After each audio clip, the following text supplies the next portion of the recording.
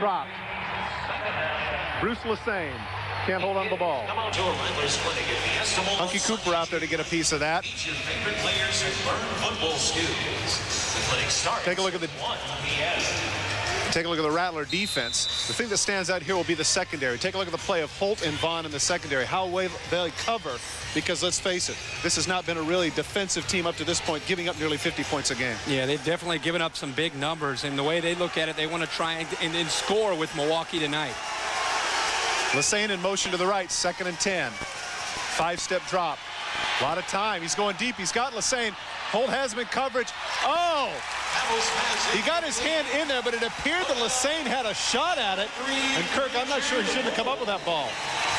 That's a second straight ball here as we started off the game that Bruce Lesane has had a chance to make the catch. Keep an eye here. The ball actually gets through there. I don't think Richard Holt got a hand on it. Bruce Lesane maybe feeling a little bit of the jitters, but he has got to come up with both these footballs here early in the game. He's putting his team in really a big hole here at 3rd and 10. Well, plus the fact that that's one of the drills you go on all the time is you wave in front. Don't touch it and see, but the concentration for Lesane was off there. 3rd and 10 now for Hamill at the 5. Lesane in motion right. Quick snap. I think he got a little bit confused. And fortunately for him, the fullback was able to get on top of it. Brad Lacombe. You know, he says the hut and he gets it. It's obvious that that's not when he wanted to get it. Todd, I think it's a matter of not only Hamill, maybe the cadence messed up there, but you know what? This crowd, we got to give it up to Phoenix here tonight early. They have a good crowd on hand, and they're in their own end zone. Maybe they had a hard time hearing the quarterback's cadence here. There was obviously some confusion. Well, we're looking at about a 55-yard attempt here, and so my guess, about a 63-yard attempt. So my guess is this is going to give Hunky Cooper a chance to get a pretty good return, but they pooch kick it anyway. Hunky Cooper comes up and catches it on the run, gets outside the 20 with a spin move. He's going to cross midfield. He's got some blockers. Down to the 5. Is he in? He isn't. Hamill, the quarterback, is the one that has to run him out of bounds at about the 1-yard line. What a return. Gutsy move by Cooper. Boy, the pooch kick backfired, and this is the fan favorite. Hunky Cooper really knows how to get him going. Watch him come up, field the football. Great block there by Schexnayder. Now he's going to go off to the right after he breaks the tackle. Look at the wall that's developed there. He gets out to the outside. There's nobody but black jerseys. Luckily, the quarterback, Todd Hamill, knocks him out right at the 1-yard line. Well, the 29-yard return by Cooper now has him setting shot 1st and goal at the 1. Schexnayder in motion left. That's why I threw it deep. He's going to hand off to the fullback up the middle. I don't think he's in there. Bo Kelly is the fullback. The 6'1", 235-pounder from East Texas State didn't get in. And one thing that Milwaukee feels very confident about, even though they've gotten off to a slow start here, is the interior line. They feel they have a great advantage up front. Surprising. We'll see what Danny White will go with as far as play calling, but a little surprise there, and we'll see if they want to try and get it outside and hook that defensive end to use some speed. Well, now it looks like he's a little bit hooked up too, talking to some people upstairs. Sometimes you don't see that in this particular league, but to say that Danny White takes this game seriously is an understatement. 2nd and goal. Kelly again up the middle. This time he's in. Bo Kelly with the 6 points. But clearly that was Hunky Cooper's touchdown, Kirk. Hunky Cooper sets it up. Bo Kelly's done a nice job of replacing Bob McMillan, who went down with a knee injury. You see him just lower the shoulders here, gets low center of gravity, and he does cross the plane. That's a touchdown. Not a bad fill by Brad Lacombe, but that was just a little bit too much to ask. Andy Tracus now will come on for the extra point.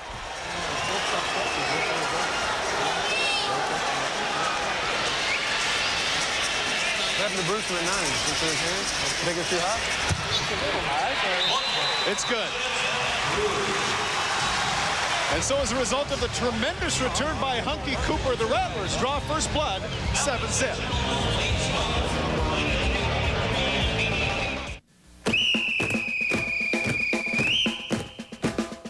I don't know, but it's been said, athlete's foot's as good as dead. Mighty Mike. No cooling action. Mighty Mike.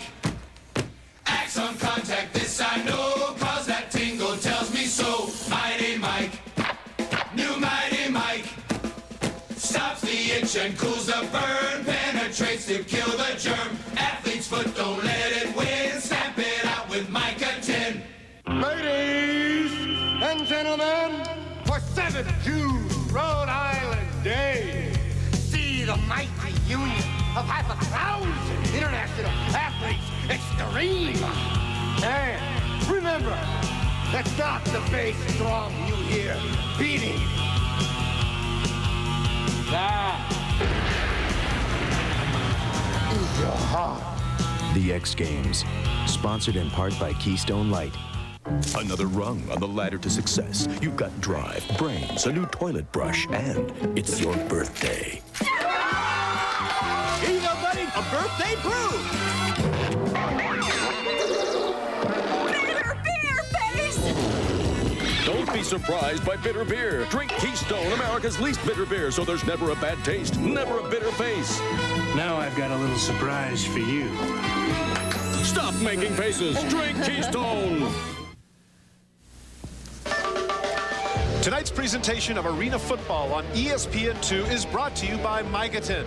To stop the itch and cool the burn of athlete's foot, use Mica-10. It only took 47 seconds for the Arizona Rattlers to score their touchdown thanks to the 29-yard return off of the Pooch field goal by Hunky Cooper. Once again, Andy Tracus will tee it up and try to avoid Simeon. Can he get it in the middle again? He does.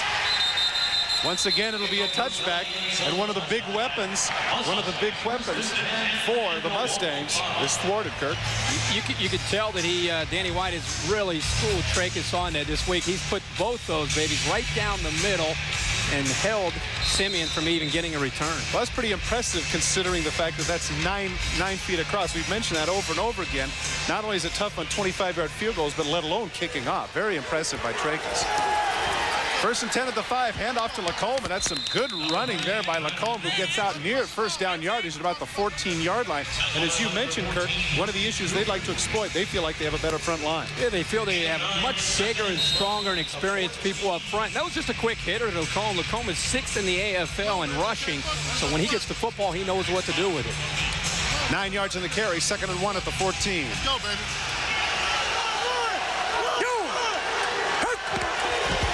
Pitch out motion to Simeon on the sweep left. He's got a little room. Good blocking out front. He gets to midfield.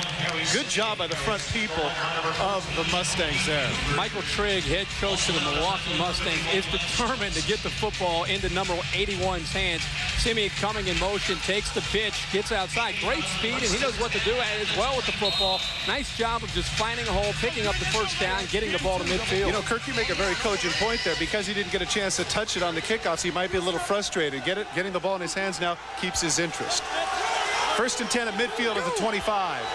Simeon in short motion. Play action. Plenty of time for Hamill. The deep cross comes across. Oh, that's a nice play. Nice play batting the pass down is Milton Vaughn. Had Simeon on the deep cross. Vaughn comes underneath to bat it away. Milton Vaughn, it was almost baiting Hamill to throw this ball. Now, you know who his favorite target is. He wants to try and get the ball to Simeon, who's coming across on the post.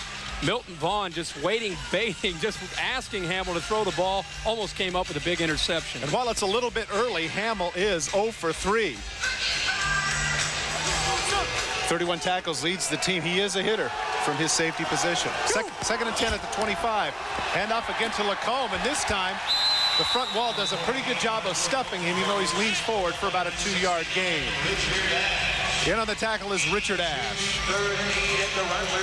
Good to see from an Arizona standpoint, the people up front, the big people up front, they're trying to gain some confidence. So Danny White mentioned to us yesterday, this is the first time they've been healthy up front all year long, and to try and slow down the Milwaukee running game is very important from a mental standpoint, if anything. Well, that's definitely a hit or miss when you go for the running play on 2nd and 10. Now they come up 3rd and 8 at the 23-yard line. Simeon in motion by himself at the bottom of the screen. Hamill looks only at him, and he has the deep hook and can't hold on. Randy Gatewood is the one who's able to separate him from the ball.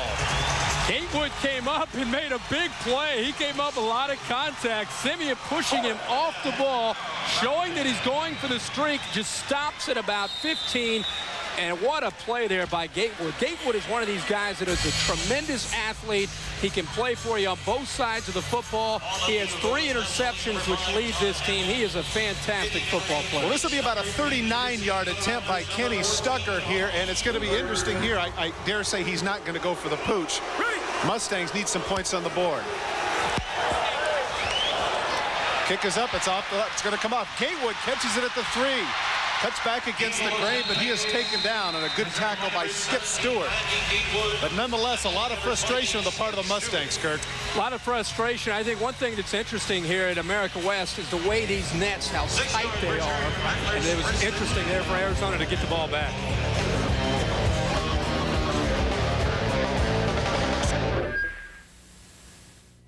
You've already put a lot of time and money into your home, so why not do what you can to help reduce your maintenance and fuel bills? Call 1-800-REMODEL today and get in touch with the experienced people at Midas Builders. We can install virtually maintenance-free vinyl siding or custom-crafted vinyl-insulated replacement windows on your home in just a few short days. Let Midas Builders provide your home with a lifetime of beauty and protection. Call us today at 1-800-REMODEL for your free consultation. That's 1-800-REMODEL.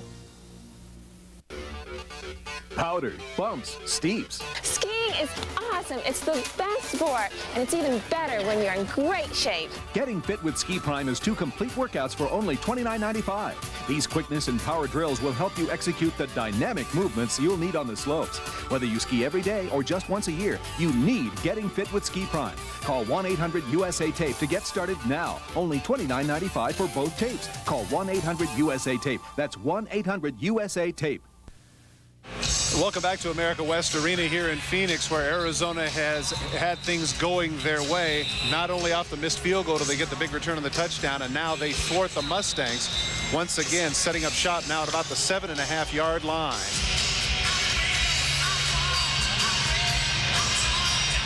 Cedric Bonner last week threw for 7 touchdown passes against the Texas Terror. Now 24 on the season. Schexnayder in motion left, handoff up to the middle of the floor, and the ball is fumbled. The ball is fumbled, but Gooden is able to recover his own fumble. Gets maybe about a half-yard gain on the play. Really surprising when you think of Danny White, how wide open this offense is, that would be the first play for them. right up the middle here. One thing that surprised me, that the play did not get off to a good start. I think there might have been some miscommunication up front on the cadence.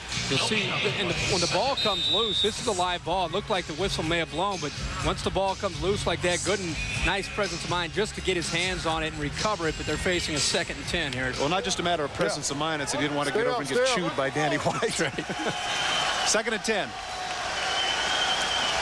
Schexnayder in motion right. 5-step drop, pump fake. He's got him deep. Gatewood gets pulled out, but he's going to roll in. They're going to give him a touchdown. Great stick-to-itiveness on the part of Gatewood. Despite the fact that he got knocked down by Wade, they could have called interference. He hung with it, makes the catch on the 1, rolls in for the touchdown. I love this kid. Randy Gatewood is a player that doesn't, we mentioned at the open, he doesn't get a lot of notoriety. He fakes to the post. You see Bonner gives him the flash fake. Then he just puts it up in a fade route. Well thrown ball by Bonner. First pass of the night. Gatewood's momentum takes him into the end zone. This is a guy that doesn't get a lot of notoriety because of Hunky Cooper and also because of Calvin Schexnayder. He just goes out and produces. Tracus on for the extra point. Pretty good pressure, and sure enough, it's blocked. 2 plays. So I believe that was Jeff Savage on the block, but nonetheless, 13-zip when we come back.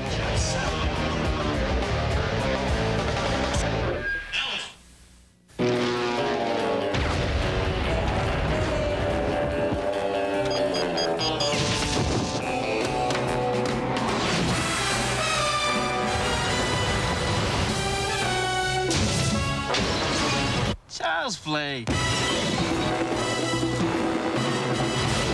Whoa. Shaken, not stirred.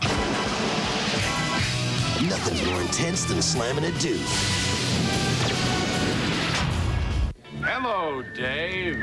Hello, Red. Back so soon? I hear Wendy's spicy chicken sandwich is back, but try this. Not bad. Now try this.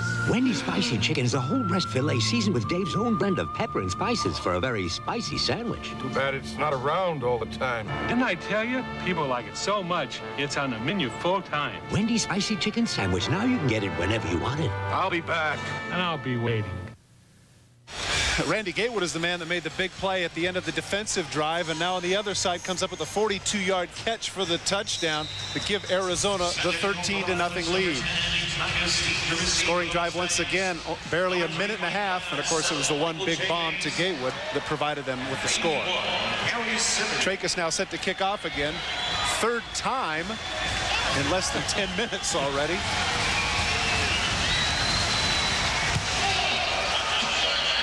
This time it's going to be off the side, and Simeon's going to get a chance. But he fumbles it out of bounds. So that'll be a touchback they'll set up at the 5-yard line. Sunday Night Baseball coming up here on ESPN. The world champion Atlanta Braves, spearheaded by red-hot Fred McGriff, third in the National League with a .353 average, will take on the Cincinnati Reds. And what a comeback story of Eric Davis. 10 home runs and 34 RBIs. Eric Davis having a phenomenal year for Ray Knight. Reds as a group really got to try and turn things around. They got a big win today over Greg Maddux, but so far not good news for the Cincinnati Reds this year. Not good news so far for Todd Hamill and the rest of the Mustangs. In motion now, 1st and 10 at the 5. Out in the flat to Simeon, who catches it at the 11 for a minimal gain. Once again, I think that was twofold. To get him the ball, and now you see him jawing a little bit. A little talking smack going on. Yeah, a little trash talking going on. And a little confidence for Hamill. Up to that point, hadn't had a completion. Yeah, he needs to get going here. I think one thing you're going to see from head coach Michael Trigg is he's going to try and gain some confidence. Wide motion, fake toss, 34 draw. And not only Hamill, but also this offense in general. Let's see if this draw is going to work here for him.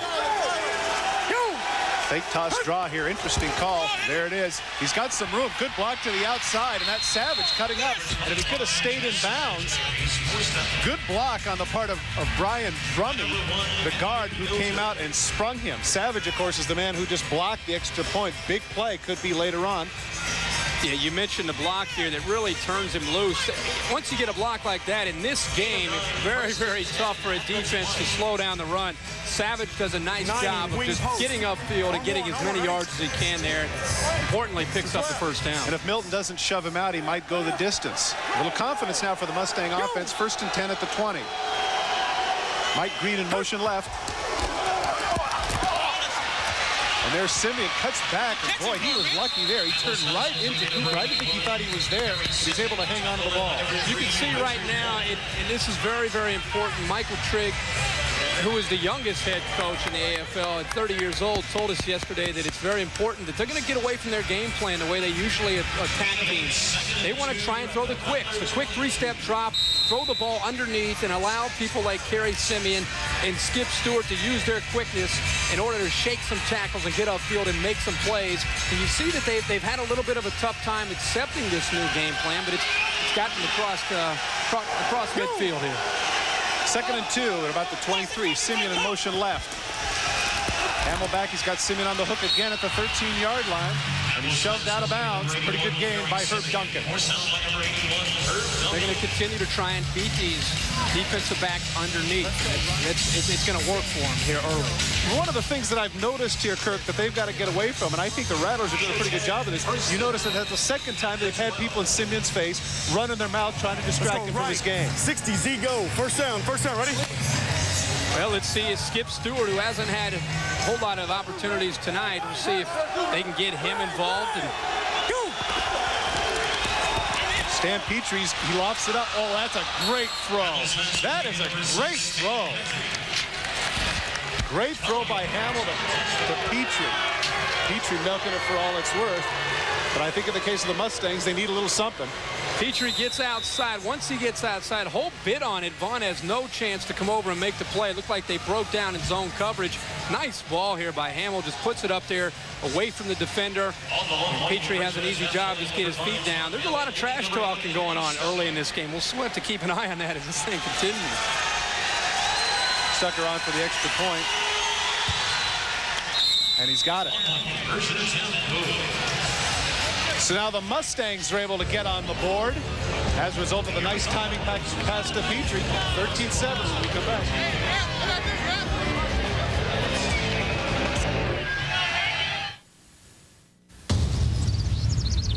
At Citgo, when you team up our super premium gasoline with our Super Guard motor oil, you'll get all the high performance and reliability you demand.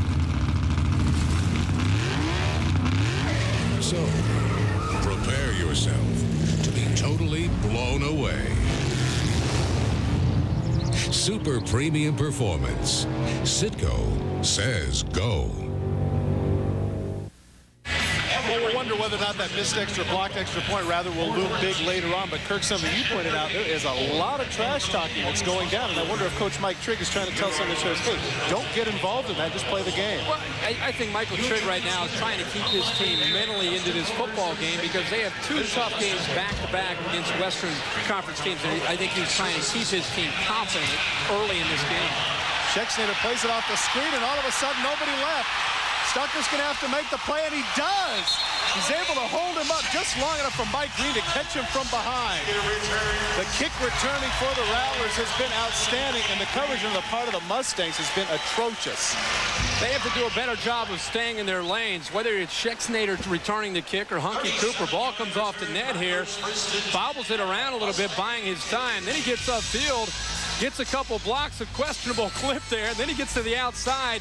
It's left up to the kicker once again to stop to prevent a touchdown. Now you can see Mike Trigg there. If you saw the veins in his neck or that he was a little redder than normal, I'm sure a lot of it has to do with the special teams. He's not very happy with the Mustangs right now.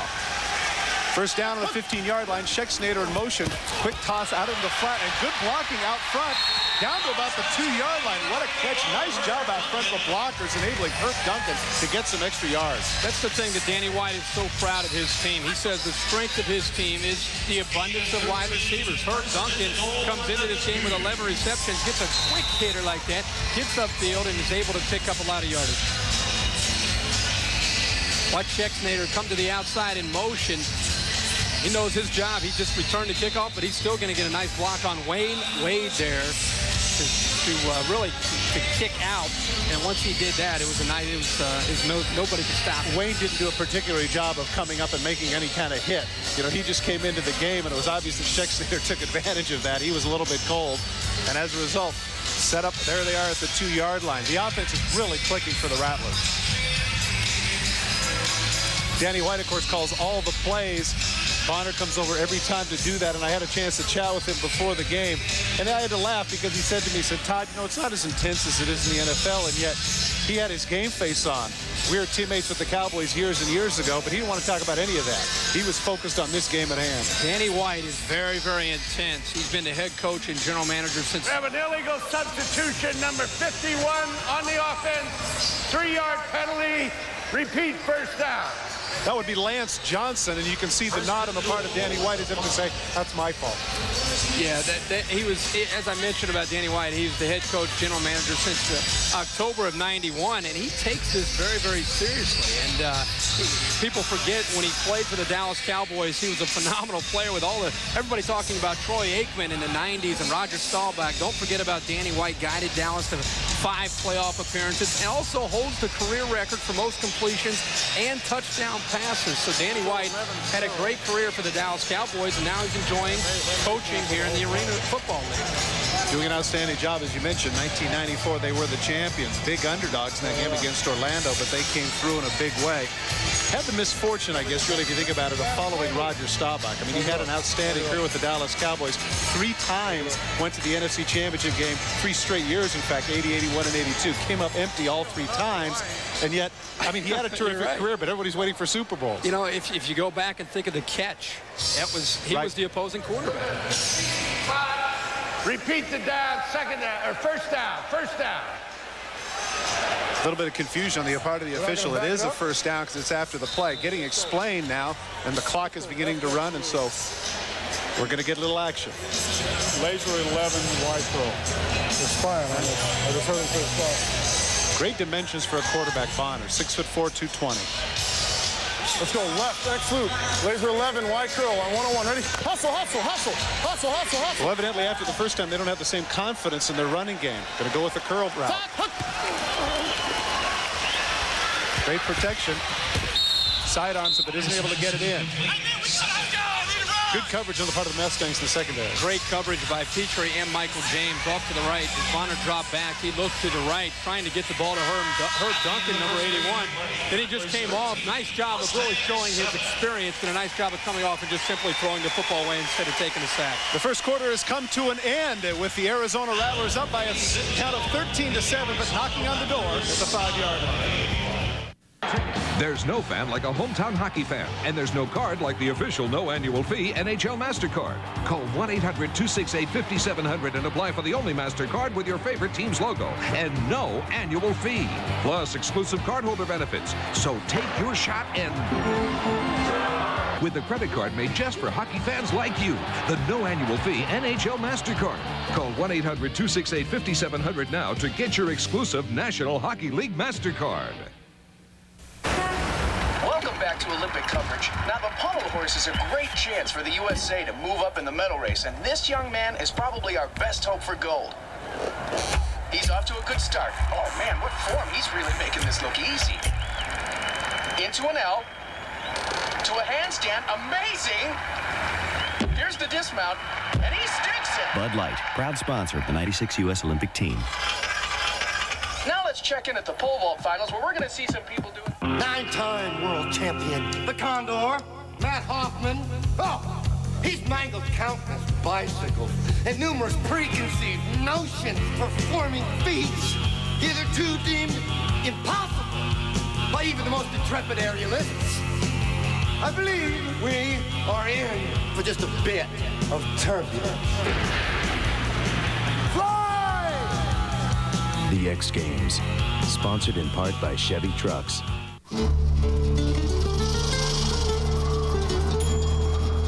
It's the only one out there. And here it comes.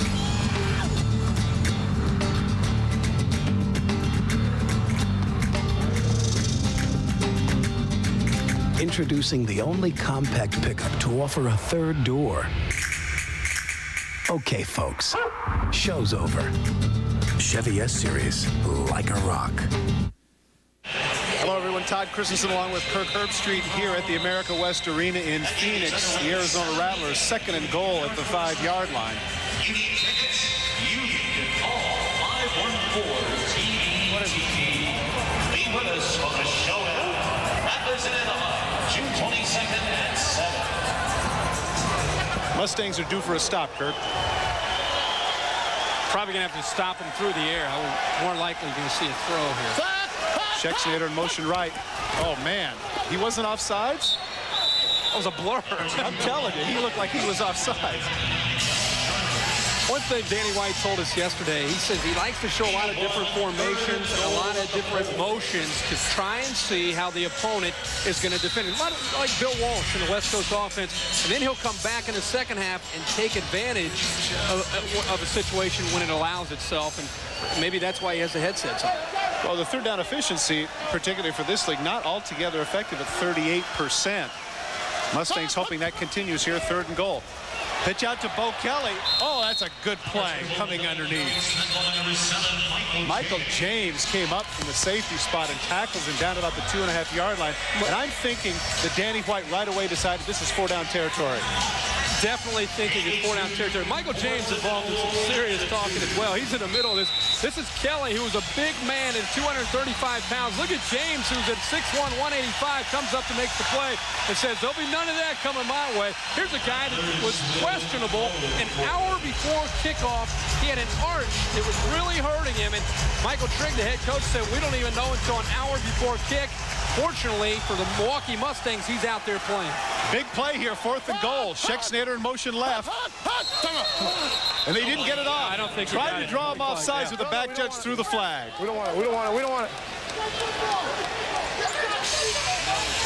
Hey, man. On the offense, number 13, 3-yard penalty, 4th down.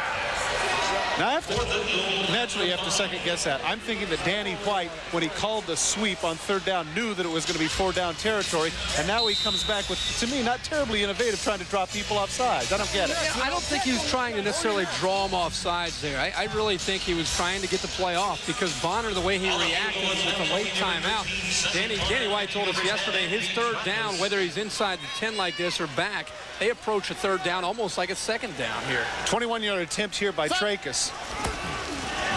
Hold is down, and once again, almost blocked. But he's able to slide it inside the right upright.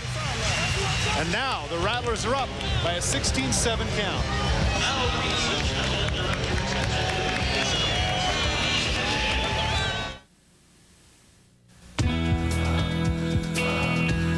Natural ability can only take you so far. Equipment counts for a lot. I'm always checking out new ideas. You have to stay competitive. That's what I like about Pert Plus. Cleans and conditions in one step. No messing with 2 bottles. I get great results. No hassle, no fuss. Eventually, we all cross the finish.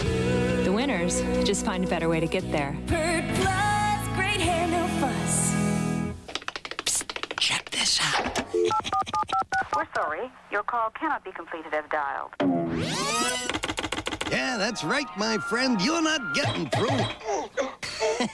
Ow, that hurt. See ya. Oh, here comes another one. Oh, look, everybody, it's Miss Always Get Through. 1-800-CALL-ATT.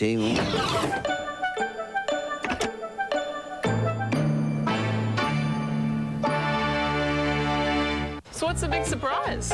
Nick's tickets.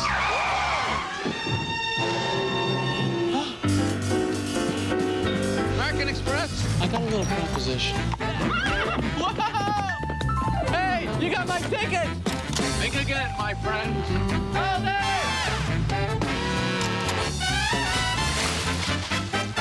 The American Express card. It's just the ticket. Might have gone to the moon for these. Tell me about it. Andy Trachis with a 21-yard field goal to put him up 16-7, but I really think that's a victory for the Mustangs there, Kurt. Big stop. Big stop, and now it's important for them to get the ball back here and try and get another drive going. Try and have a back-to-back drive offensively could be important. We'll see if Simeon can get a return here before the night's done. Yeah, it really would. You know, up to this point, 2 have gone for touchbacks. The other one he fumbled out of bounds.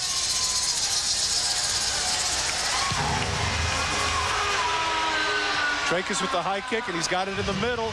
Simeon able to get a piece of it, but it's going to be a touchback anyway. Gatewood on the tackle. Great pursuit on the part of the special teams. The coverages have just been outstanding for Arizona. On the other side, not so good. We'll stay with us next week, where we will be in Houston, Texas at the Summit, where the San Jose SaberCats will take on the Texas Terror. San Jose offensive specialist Titus Dixon in 3 games has caught 28 passes for 332 yards. Get this, 8 touchdowns. Next week in Texas, Houston, Texas, Saturday, 8 p.m. Eastern, right here on The Deuce. Hamill last drive after starting 0 for 3 was 4 for 4. Simeon in motion left, 3-step drop, gets it out to Simeon. Gatewood knocks him out of bounds, and a little punctuation there on the part of Hunky Cooper. And now they push, now they decide to hug. Now everything's okay now. Everything's cool. Everything's cool. Simeon, they're going to continue to do this. And I guess Michael Trigg, when he told us this yesterday, he wasn't lying. They want to continue to throw the football underneath the coverage. If Danny White's going to keep his people back at about 8 to 10 yards, they're going to continue to push off the defensive backs and curl underneath at about 8 to 10 yards. And don't tell me there's not a natural rivalry between Simeon and Cooper. Simeon in motion left.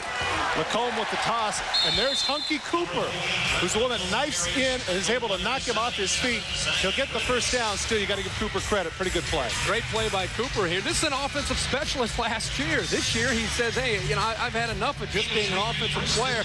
I want to get on both sides of the football. He does a nice job of plugging the hole. He plays the will linebacker. He's got to wait till the ball comes up, and he likes to hit. You can see his initial reaction is to get up there and get into the action. And I said at the beginning of the game, this is a crowd favorite. They love Hunky Cooper in Phoenix. Those of you that follow the NFL and remember the New Orleans Saints, he's kind of a poor man's Sam Mills at 5'9" middle backer. First and 10 of the 15. Hamill with the 5-step drop, looking deep. Wide open is Petrie, and he makes the catch. Excellent job by Petrie, slowing down, knowing that he's near the back of the end zone to bring that ball in. Did a nice job of breaking it down, and I tell you what really helped this play, Spring, is Brad Lacombe. Nice job of picking up Bo Kelly on a Mike blitz. He comes right through the middle. There he is right in the middle of your screen, and as they pick up man-to-man coverage, it gives Hamill plenty of time to drop back. Broken coverage back there. Kind of surprising to see Milton Vaughn beat a second time by Petrie, but that's his second score of the night. Lacombe with a big pickup, as well as Arnold Campbell, the lineman who picked up Kelly, giving Hamill plenty of time to throw. And now with what turns out to be a pretty significant extra point, Stucker in for it. Ready! Attaboy, stop! And it's good. And so the Milwaukee Mustangs, with a big defensive stop, now come right back and score immediately. Petrie with his second touchdown of the night.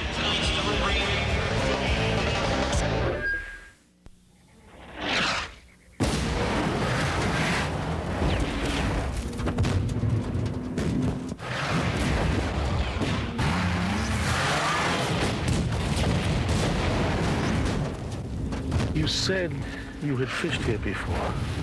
Don't start with me. You're lost. No. Come on. No. Come on, you can admit it. No. Come on, come on, come on. Tell me. I'm not lost. I know where we are. I know exactly. Yeah, we're on. We're on.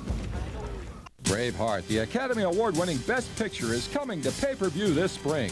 And if you order it or any one of these great new movies currently showing on pay-per-view, you could be a winner too in TCI's Spring Classic Sweepstakes. Drive home a classic car from Rocky's Autos or win a shopping spree at American Furniture Warehouse. Look for entry coupons at participating sponsors or order anything on pay-per-view and you're automatically entered. Watch and win. There's never been a better time to try pay-per-view. Certainly Mike Trigg, the coach of the Milwaukee Mustangs, has to like what he has seen over these last two drives. And Hamill early on was struggling a little bit, but has been outstanding in these last two drives, throwing absolute darts to Petrie. They've definitely shown great character here early in the game. They're going to call that a touchback. Funny angle there. I guess the official just didn't like the way that bounced off. And so they'll set up at the 5-yard line. Scoring drive, 3 plays, 42 yards. And, of course, Petrie, who really coming into this game was not what you call a key performer, but I guess with all the attention that Simeon's getting, he's going to be somebody that'll put up some numbers. Well, they say he's extremely fast. He and Skip Stewart probably the two fastest wide receivers, but Petrie's had a great night. He, a lot of the attention on Simeon because of that. Petrie and Stewart are able to go out there and also get their opportunities, but Petrie's a guy that's highly motivated tonight. Listen up. Hurry up, hurry up, hurry up. What about the time? Let's go, wax right, wing loop. Then reset it. We had it on the wrong hand. Play clock we had it on the rolling wrong hand. down there. I know, but we didn't. And so they're going to have to use a timeout. Danny White isn't very happy about that. Yeah. He wants to know what the situation is because of the time clock. Well, he's halfway out on the field. I mean, he's way out. You're allowed on the field, but he's pretty far out there. Well, he's going to get an explanation from the side judge, but any way you look at it, he's not going to like it because he had to burn a timeout that he didn't want to use. Instead of call a play, that's all, I mean, why the clock ran down. Come on, Jack. What the hell's wrong with you? Well, it's a good thing he's holding back. I think what he's upset about is he's saying the ball is on the far hash there. You have to give us, start that play clock a little bit later than that. I think that's really what Danny's talking about there. One thing about Arena Football League, they start that clock right away. But one thing you got to like if you're a player is you see your head coach out there, he's fighting for you. I mean, he's out there with you. You got to like that. Yeah, look, here's something that not only Danny White and the way he shows emotion, one thing that right now is important for his team here is to come out of the gate here. They used a timeout. They have to sustain a drive or score quick because the momentum is switching to Milwaukee. Really has. First down at the 5. Hunky Cooper in motion left. 3-step drop quickly, gets it out to Cooper on the hook route, and he almost breaks through. Bruce Hussein makes the tackle, but not before it appears that Cooper gets the first down. I think it's very interesting to watch Bonner's release. He comes from a sidearm release, very, very quick when he gets rid of the football, and there he really had to. Brad Lacombe coming on a Mac blitz, did a nice job of getting in the face of Bonner. Bonner staying in there, being tough, got rid of the ball. X back. Laser 10. On first down, ready? Trying to go on the first sound, and the reason for that, I think, is to negate a little bit of the pass rush of the Mustangs. See if they can get the ball to Calvin Schexnayder. Hasn't had too many opportunities tonight. Schexnayder in motion. Got chucked at the line of scrimmage. He comes back to Cooper on the other side. And, boy, that was a late hit, and that's going to get a flag. Lacombe trying a little bit too much to make the punctuation mark on Cooper there against the boards. He's going to pay for it. This has been going on the entire first half. It's just a matter of time until it gets to the point where players are going to continue to retaliate. You know, if you get me, I'm going to get you back, especially with a lot of guys going both ways. Now, he's looking for Schexnayder, comes back off to Cooper. Cooper does a nice job making the catch, lowering the shoulder. Wayne Wade, and then Lacombe comes in, throwing him over the boards. The official has, nice job, nice call there by the official with the late hit, but they have got to take control of this game because there's a lot of talk going back and forth. And if you notice the replay, the interesting point is that not only was it a dirty play, but the guy that took the most of it turned out to be Bruce Lesane, the man who was making the tackle. Looked like one of those things in the boards against, up against the boards in hockey. You gotta watch those boards now. Well, one of the things you talked about momentum, but now it's negated because of the penalty. 16-yard line, first down for the Rattlers. Cooper in motion right. Zach Ricks has to snap the ball there. Well, see, one of the problems I think here, Kirk, is because of the fact they've been going on the first sound so many times. Now that they go on something different, it confuses the lineman. That's a good point. Let's see. They got the defense. Oh, goodness. That could have gone anywhere. And 77 on the defense. 3-yard penalty, first down. They're going to say the nose guard Arnold Coleman's going to come across. Ladies and gentlemen. Well, now, see, everybody moves. Everybody moves. I'm sorry. That has to go against the offense. I don't like that there. Here are the contestants. Because if you can get away with that, then why not just do that every time and march down the field? That's unfortunate. Break for the Rattlers. Coleman a little excited there. He's returning to Arizona. He was an all-league performer for the Rattlers back in '93. All three of you are asked to please report to guest services. Well, now that he sets up at 1st and 7, he can do whatever he wants. He's got the screen out to the tight end. Johnson cuts back against the grain, gets a nice block, and it's obvious for those defensive backs who are used to tackling the 180-pounders. But in this case, the 6'2", 275-pounder from Notre Dame is a load. Once he got the ball on the outside, he made a cut back to the inside of the grain and showed a little speed here. Watch it. Takes advantage of a nice block by Nixon. Once he gets outside, he lowers his shoulder, first down, inside the 5-yard line. Probably didn't get too many opportunities in Notre Dame to do that. He's got to be loving it. What, you're saying Lou Holtz didn't have something to play with for him? Never. First and goal at the 3 for the Rattlers. See if Gooden gets the ball again. They're less than a yard per carry. Sure enough, goes to the naked side of the field, and he is held up. Good play on the outside by Mitchell Benson. Jarvis did a nice job keeping contained as well, just keeping him across to the boards and stopping him from getting in the angle. Wax left X loop, pitch 28 tag. Let's go. Wax left X loop, pitch 28 tag on 2, ready? On 2 now, on 2. 28 tag. Is that a running play, Kurt? Well, I think it's a combination where Bonner's going to have an opportunity to call a play he likes at the line. Well, he's going to get a free play as he pitches out. Bo Kelly tripped up by your guy, Michael James, but it's going to be for naught. It's going to come back.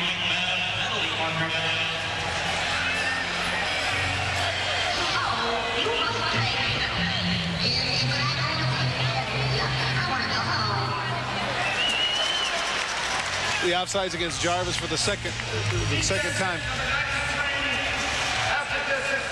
Well, they call it on Benson, but Jarvis is one of the guys too. That's the 3rd time this drive that's occurred. One thing that's helping Bonner, he's gone on so many quick counts, as you mentioned, that now he has a chance. We're getting into the late in the game. You can use that second. You can call it on 2, call it on 3, and as long as your linemen hold, then it's going to work for you. Wasn't that one of your favorite plays at Ohio State? Gotta love that. Yeah. Gotta love that. Drawing them offsides. Yeah. It's a little thing, but it helps. Second and goal. Schexnayder again in motion. Hand off to Kelly up the middle. Oh, that's a good-looking hit by Lacombe. Held up by Benson, and then Lacombe, the fullback middle linebacker, just really put the stick to it. You're going to love this. They call Brad Lacombe the Rat. They say it's just his personality. He's on special teams. He's on offense. At fullback, defense, the MAC linebacker. He loves contact. He comes right in there, filling the hole. And Kelly said, my gosh, I don't even know what hit me there. You're going to see a lot of these two individuals hitting on each other because Bo Kelly, obviously the fullback and linebacker, and Brad Lacombe is playing the same for Milwaukee. Well, now third, what seemed to be an absolute lock for a score, now comes up third and goal. Hand off to Cooper, and he is stuffed. The running game combined for the Arizona Rattlers, if you think about it, they have gained 1 yard, and that was on the touchdown run in the first series. And once again, a lot of trash talking, Kurt. It's across the boards there. Michael James is in on it every single play. And an individual that's making a lot of plays, he's known for his sacks, is Ralph Jarvis. He's done a nice job here on this drive of keeping contained and not allowing the running back to get to the outside. In this case, Hunky Cooper. Ralph Jarvis is known for the way he attacks the quarterback, but he's doing a nice job. Fourth down. What's he going to call? Left trip, slant, 25, flip. Boy, the crowd is so loud. Now, they don't get it. Bonner was trying to get him to quiet down, and then they were noisy. And off to Kelly going wide. And Lance Johnson is the one that made the big block on Ralph Jarvis, enabling Kelly to get to the outside and score. I've been talking about Ralph Jarvis and the plays he's been making. He might be getting a little bit tired. Lance Johnson, strong individual, had a chance to catch a screen. Watch him hook to the left of the screen. He hooks Jarvis, and then Bruce Lesane doesn't have the angle. Kelly walks into the end zone for a big score for Arizona. And Jarvis, you can see, was frustrated there. He could have been screaming about a hole because Johnson did a great job of getting position. I thought he felt that he had some linebacker support, which obviously never showed up. Well, evidently they feel it's too early to go for a two-point conversion. Tracus on now to try for the conversion. They've come very close every time to blocking it. They have blocked one. Jarvis with a good effort, but nonetheless, Tracus able to get it through. So now it's a 9-point lead for Arizona as a result of Kelly's TD dash.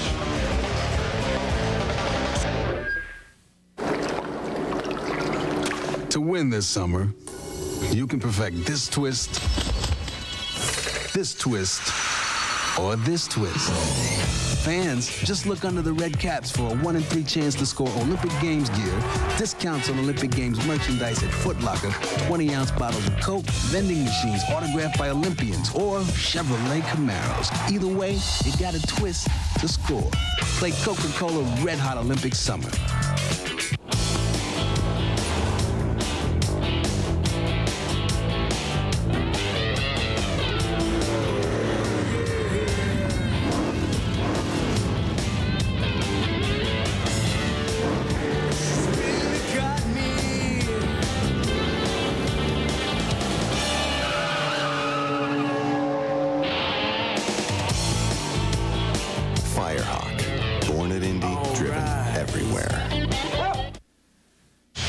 Andy Tracus has been earning his salary now with another kickoff. The Arizona Rattlers with a 9-point lead at 23-14.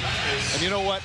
It seemed to me that the Milwaukee Mustangs spent an awful lot of time defensively on the field. They are. Here's a guy that's really tired. He has switched jerseys. He's gone from 93 to 74. His jersey was just shredded, so the equipment man came down, tossed him number 74. So those of you keeping track at home, 93 is now 74 for Milwaukee.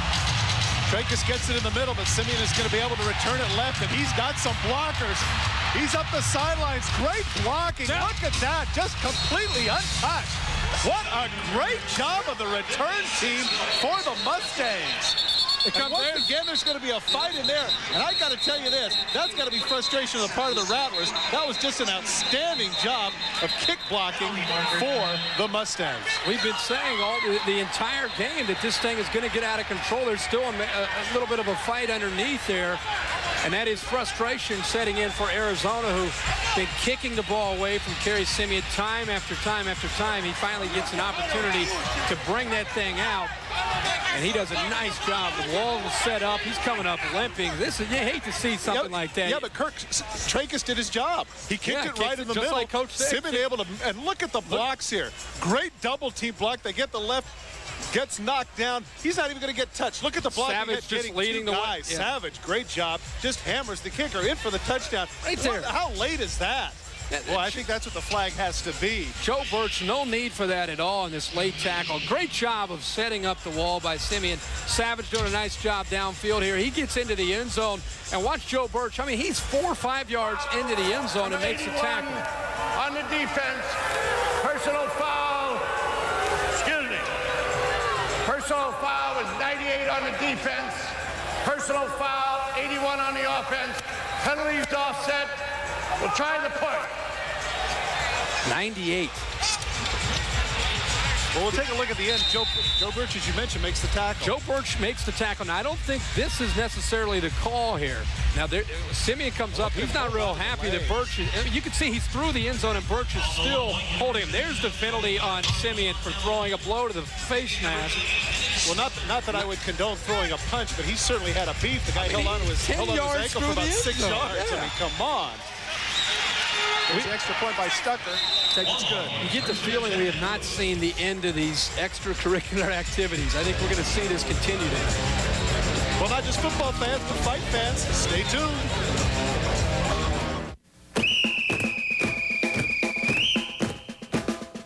I don't know, but it's been said athlete's foot's as good as dead. Mighty Mike. No cooling action. Mighty Mike. Axe on contact, this I know, cause that tingle tells me so. Mighty Mike. New Mighty Mike. Stops the itch and cools the burn. Penetrates to kill the germ. Athlete's foot, don't let it win. Stamp it out with Micah 10. Can't wait. Boy, you look so right in white, hot white. And you'll drive me mad, glad. Or come out and play gray. And you'll chills down my back, black. Or nothing to do blue. Just wait till we get our hands on you. Can't wait. Whoa, I just can't wait. Just wait till we get our hands on you. You know, Kerry Simeon is going to get the credit, but there are an awful lot of names that contributed to that, Kirk. Yeah, nice job of just setting up the entire play. You can tell Milwaukee does a lot of work on special teams because of the weapon of Kerry Simeon. Thought it was interesting there during the timeout that a couple players getting together at midfield just kind of saying, hey, Hunky Cooper, who kind of got it together, also Murray Garrett, number 64 for Milwaukee, getting together and saying, hey, enough is enough. Let's just get down and let's play football. Enough of this fighting. We'll see if it helps at all throughout the rest of this game. I was going to say, we'll see if it changes. It's one thing to talk about. It's another thing in the heat of battle. Stucker with the kick. Off the screen, Cooper with the catch. And that's losing contain. He makes some nice moves there. Just as we talk about doing some good things, Garrett Greedy loses contain, allowing Cooper to get to the outside and up to the 15-yard line. It's ice skating without the ice. Hit the road with the best in the world as they compete in the ultimate inline challenge. You've seen inline skating, but never like this, as athletes try to conquer the high jump, speed course, distance, and more as they put their body and mind to the challenge. Thursday, May 30th and June 6th at 9:30 p.m. Eastern, 6:30 Pacific time on the Deuce. You ever try those blades? I haven't. It's like Clint Eastwood said in Magnum Force, a man's got to know his limitations. First and 10 at the 15. Five-step drop, flags are down. He's going to get a free play. Great recovery on the part of Michael James, who's just having an outstanding first half, Kirk. Michael James is their guy that they look to stop people. If you have a talented wide receiver, you're going to look up number 7 on the other side of the ball because he's their stop guy. He's the guy that they look at, Calvin Schexnayder, and say that James has to do it, has to get it done. Watch Schexnayder here. He'll go all the way. He thinks he's got him beat. Ball a little bit underthrown, allowing James to come back and knock the ball into the stands, but they're still going to pick up 3 yards for the penalty. And I think it was heads up on the part of James. If you notice, he doesn't have the interception, but how many times have you seen a defensive back do that? Slips through his arms, the guy makes the catch. He sees the ball, pops up in the air, he doesn't have it, just bats it into the stands. Heads up on the part of James. Now 1st and 7. Schexnayder in motion right again. Going to get another offside penalty. Plenty of time for Bonner. He goes deep again. Boy, the coverage in the secondary of the Mustangs has been outstanding. Wade breaks it up this time. But once again, this is, I believe, now the 5th offside penalty for the Mustangs. Bonner doing an outstanding job with the cadence. He's mixing it up, and he's doing as many different cadences as he can. We'll wait for the call here. Offside, number 42 on the defense. 3-yard penalty, repeat first down. One thing that I wonder, and I know you quarterbacks can get away with this, I wonder if Cedric Bonner, I haven't been paying attention, he's even bobbing his head. Yeah, look at his head. Watch the head and the knees. You can see once he calls for the motion that he's going to come he'll have a hard thrust with that cadence. And it's really, that's the thing that gets these defensive linemen. That time he didn't bob the head there. But he's just doing a nice job of mixing up the cadence. I'll tell you, Milwaukee, for a team that says their strength is the interior line, they're showing a lot of skill tonight on both sides of the ball. Rick Frazier, the defensive coordinator, though, can't be very happy with the penalties. Now 1st and 4. Bonner back, plenty of time, going deep again to Schexnayder. But James in tremendous coverage. I tell you what, you know, the struggles that they've had with the defensive line, the secondary of the Mustangs has come up big. Yeah, I've been very impressed, and they've done a nice job of mixing in a number of players. Michael James is really the superior athlete back there, number 7, but Wayne Wade has done a nice job of helping out. And then you get Skip Stewart and Mike Babb, who also have had their chances of making some plays. He was step for step there with Calvin Schexnayder, Calvin Schexnayder is a guy that has tremendous speed in this league. And for Michael James to be able to just kind of in cruise control running with him, that's saying a lot for his athletic ability. Play clock has 2 seconds left. He's going to have to call timeout, so he doesn't get a penalty, and he does. Calvin, no.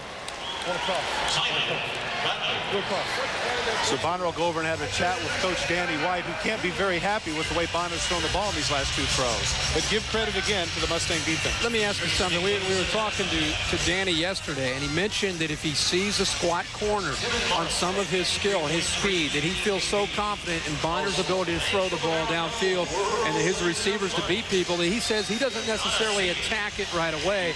He says that he may end up saving it and maybe using it in the second half. Do you think that's a good move, or do you think you should try and attack it right away? Well, I think one of the things that happens is that when you're so conscious of the pass rush, and you know this as a quarterback, I've noticed that Bonner starts to throw a lot of them off his back foot, anticipating the rush. And as a result of that, I think his accuracy has suffered over the last 2 series.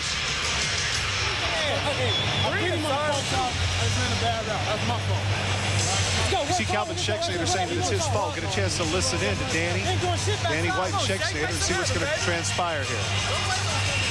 Let's go. Are you in? No. Let's go.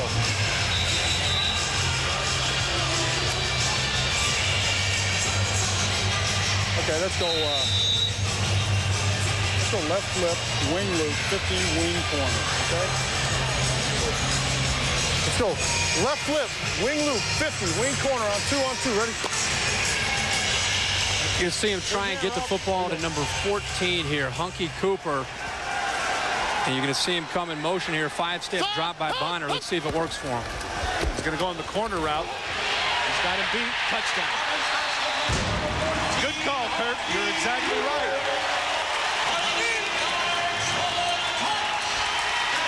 Michael James had been so outstanding the 2 plays before, but that was an awful lot of field to cover. Cooper with a good post move comes back out to the corner, and Bonner puts it right on the money. I don't know how many times you and I have said Deion Sanders could be in this league, and he's going to get beat once in a while. Great players get beat by great players. Cooper does a nice job going to the flag. Perfectly thrown ball by Bonner away from the defender. Nothing James can do other than to say, I'll get you next time. Nicely thrown ball there by Bonner. Bonner now 6 for 8 for 113 yards and 2 touchdowns. Keep going, Milt. Now Hold is going to come in to attempt the drop kick for 2 points. Reserve quarterback Mike Hold with the drop kick. Oh, it's just off to the left. I love it. Takes us back a few years. Those of you who are not familiar with that, if that goes through, that is a 2-point conversion by reserve quarterback Mike Hold. Ah, yes. I like the call there. You're ready for the Jim Thorpe days? Here you go. Oh, nuts.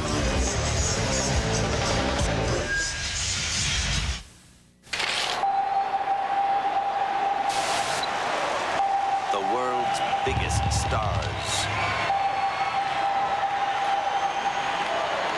in the world's most popular sport come to play in your backyard.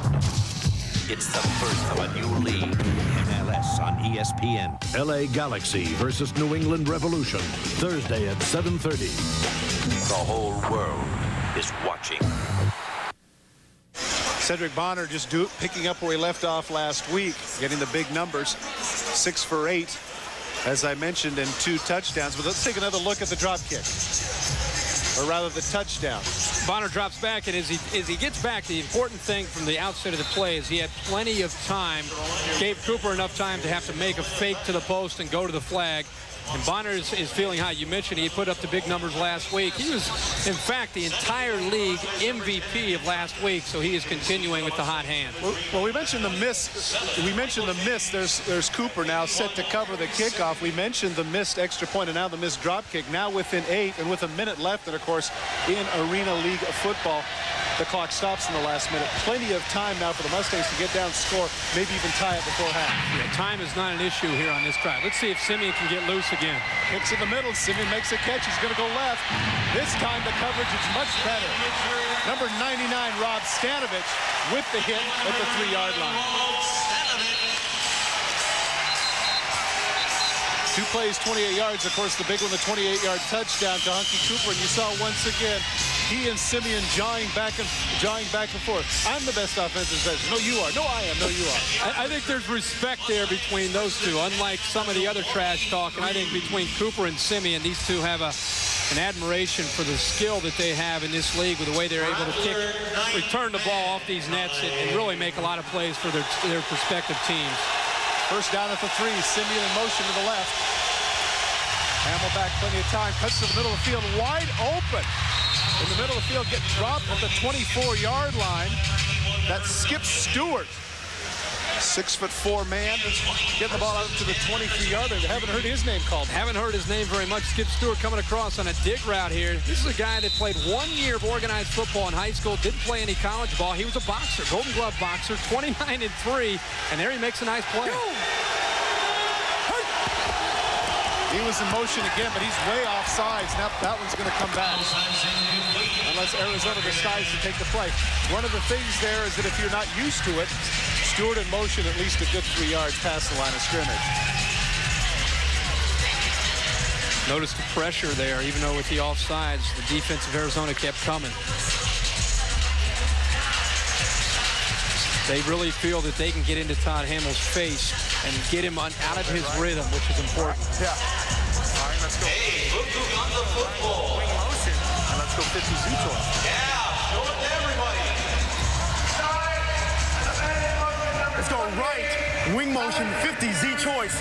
On two, ready? Okay, now here you're going to see Skip Stewart again, number 28, top of your screen. He has a choice route. He can either go with the hook, he can either go with the post or the flag. It's depending on what the defender does. Let's see what he does. Mike Green in motion left to isolate Stewart on the right side of the field, and he goes deep. He's got a nice touch throw by Hamill, right on the money, touchdown. Beating Richard Holt on the flag route, but a flag is down in the backfield.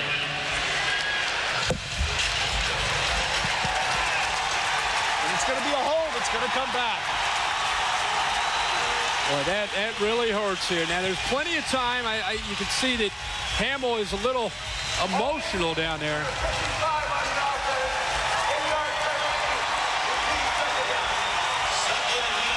Top of the screen here. Keep an eye. One thing that Murray Garrett does is he hooks. You cannot hook in this league.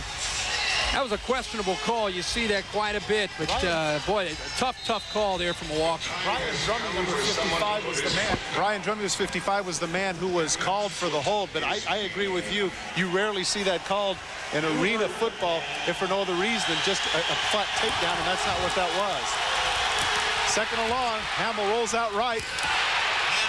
He's able to get the ball out to Stewart. He takes the shot, but he got back all the penalty yardage now to set up 3rd and 10, even though another flag is down. Here's a call you don't see very often now. Richard Holt, who actually has gone into the locker room, was walking off the field, and I think they're going to get too many men on the field. We'll see if that's the call.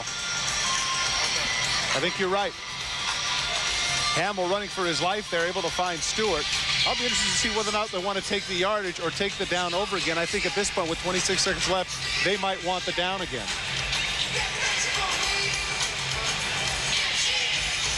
If they decline. If you take the penalty, it's a 3-yard penalty, but it'd be second down. If you decline the penalty, it's going to be 3rd down and 10 right there. You make the choice. You're the captain. 3rd down and 10, or second down and about 8. 3rd down right there. It'd be 3rd and 10 if we don't take it. Take the penalty. Watch the penalty? Yeah. Yeah, exactly right. It's going to be second down. With the field condensed the way it is, the yardage isn't that important. 26 seconds left. Procedure, 9 men on the defense, 3-yard penalty, repeat second down. This, all right? Let me have left, wing motion. Let's go, 50 stack, Z post. They're going right back to Skip Stewart. I think they feel that they have seen something, and they're going to try and get him the ball. He is now at the left, the bottom of your screen. Let's see if he can beat Herb Duncan, number 81, for a touchdown to the post. Green in motion right. Instead, he goes out to the side to Stewart, overthrows him. Mike Green, rather, once again, a flag goes down.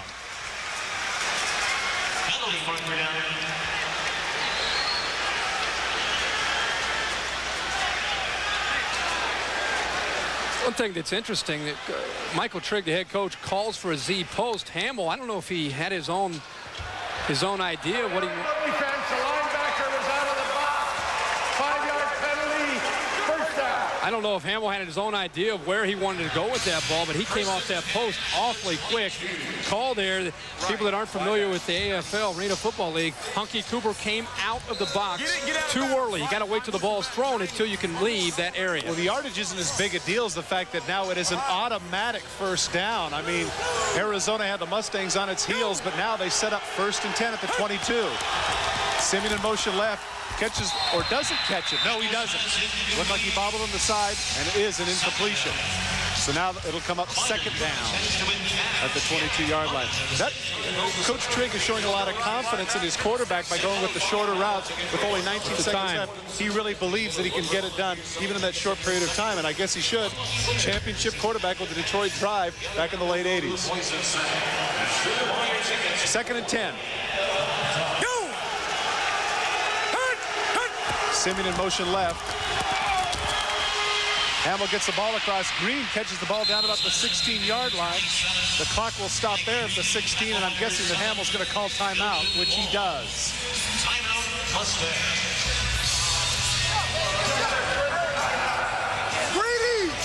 Not getting away from the game plan again, even though the clock is getting down to 12 seconds.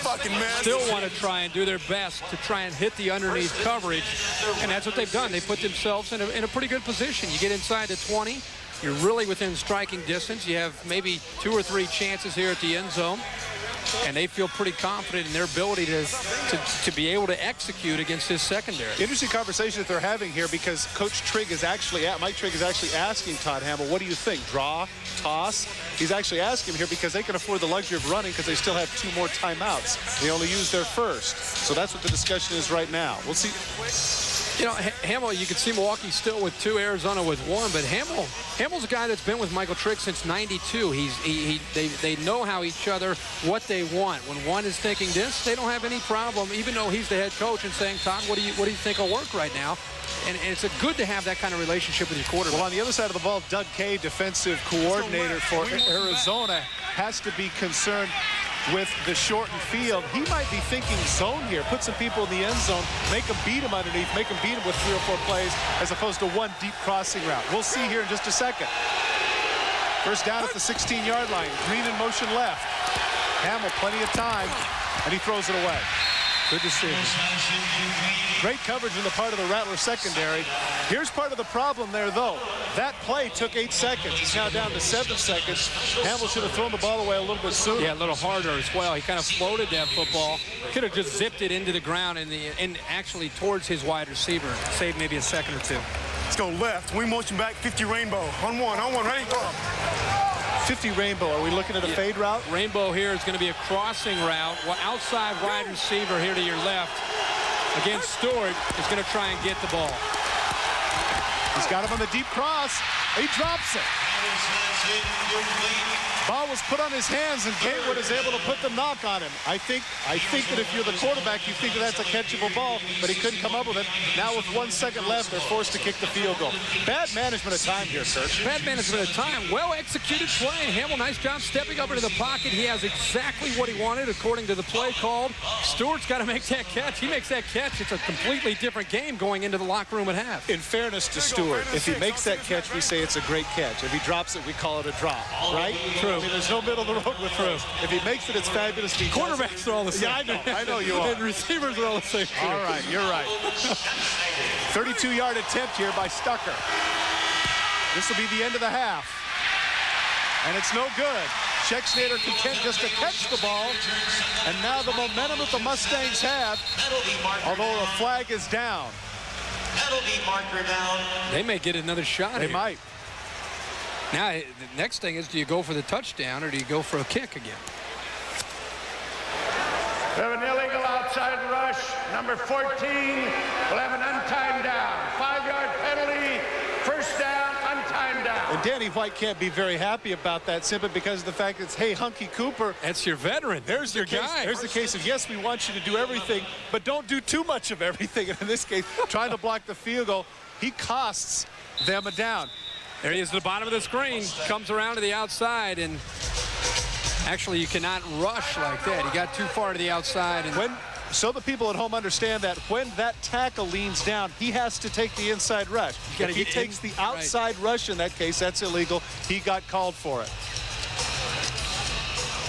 Interesting call here. Milwaukee with the timeout, maybe thinking it over. Maybe they will attempt to get the ball into the end zone. And what do you think? I think you still kick the field goal in this situation because now you've got a little momentum. The kick is a little bit easier.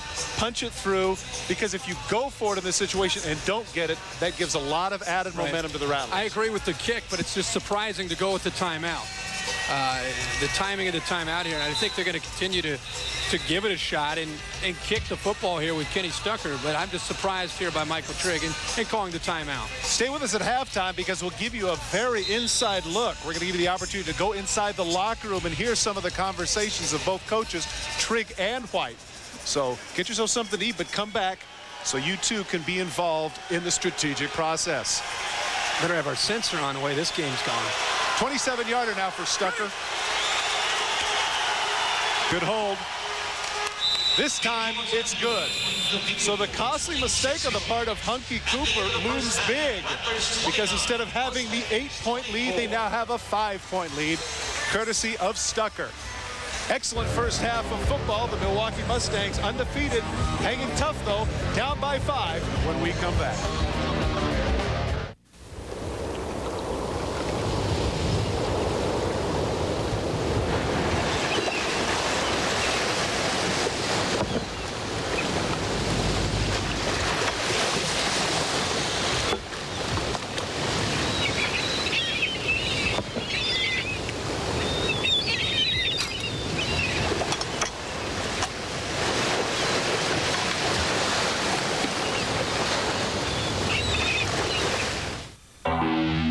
Volvo 850 Turbo and the brand new BMW 328i. 0 to 60, anyone? How about a quarter mile? The ultimate driving machine outdone by a Volvo wagon. Is nothing sacred? Welcome, Dave. Been a long time. Sure has, Red. You got a spicy chicken sandwich, but here, try this. Not bad. Water? No, thanks. Ooh. Now try a Wendy's spicy chicken. Wendy's spicy chicken sandwich is a whole breast fillet seasoned with Dave's own blend of pepper and spices. It's one very delicious, very spicy sandwich. Please. Try Wendy's spicy chicken sandwich and long live the king. Hi, who's this? Mel. What are you thinking about, Mel? Something sweet. Like what? Caramel? Caramel's so different. What would you like to do with it? I'd cover it with roasted peanuts. Roasted peanuts and creamy caramel? Mel, you mean making me so hungry. What you want is a payday. Welcome back to the America West Arena here in Phoenix, where the Arizona Rattlers lead the Milwaukee Mustangs by a 29-24 count. Kirk Herbstreit along with myself, Todd Christensen. And it really hasn't been disappointing, Kurt, in terms of the offensive side of things. We've seen both stars. First, Kerry Simeon. Kerry Simeon had a great opportunity here. It took him a while to finally get loose, but he did end up catching the ball here off the net. And watch him just pick up momentum. Does a nice job here of picking up some blocks downfield. And then, of course, all the way into the end zone is Savage, leads him into the end zone. And then the altercation after the return that pursued it, actually after the return. Well, of course, on the other side of Arizona's side, Hunky Cooper came right back with a big touchdown catch. Yeah, we heard about both these guys coming into the game. Hunky Cooper here from Bonner going to the flag. It makes the catch and really has helped Arizona keep the momentum. And in the first half, Arizona's been a tough team to beat. Well, they really have been, and I think that coming in, though, despite the fact that Milwaukee was undefeated, a lot of people were questioning their schedule and the fact that the Arizona Rattlers, with their experience, would wear them down. I'm not sure that's exactly what's occurred. Well, I think Milwaukee has done a nice job here of showing some composure and also character, because they had a chance here early in the game to really get blown out on the road, facing a good team that Danny White has this year, but they kept their cool and have made this a real good game here in the first half. We've been talking a lot about some of the trash talking that's been going on here in the first half. Do you look for that to continue? Do you think that's going to be a distraction? I think it's kind of dwindled down here to the last part of the first half, but I think it'll continue. Anytime you have competitive teams that it's a close game, chances are the trash talking will be there. And one of the things that's occurred here also is Todd Hamill, who's done an outstanding job, been a lot more accurate here in the last couple of series for Milwaukee. Hamill's done a nice job. I think he's shown great composure the way he's led this team. He's an emotional leader, and it surprised me because I think he was a guy that people looked at, similar like Scooter Melander of Anaheim, leading his team. But this time he's come out, he's fired up, and he's done a nice job of leading the team. Is it just a situation where he takes Cedric Bonner for granted? He's so good? Bonner, coming off the league MVP from last week, has continued right where he left off. He's come out here in the first half, put up big numbers. I think it's important for him to have a good second half for Arizona to really feel confident about their chances. And we're looking forward to it, too. It should be outstanding.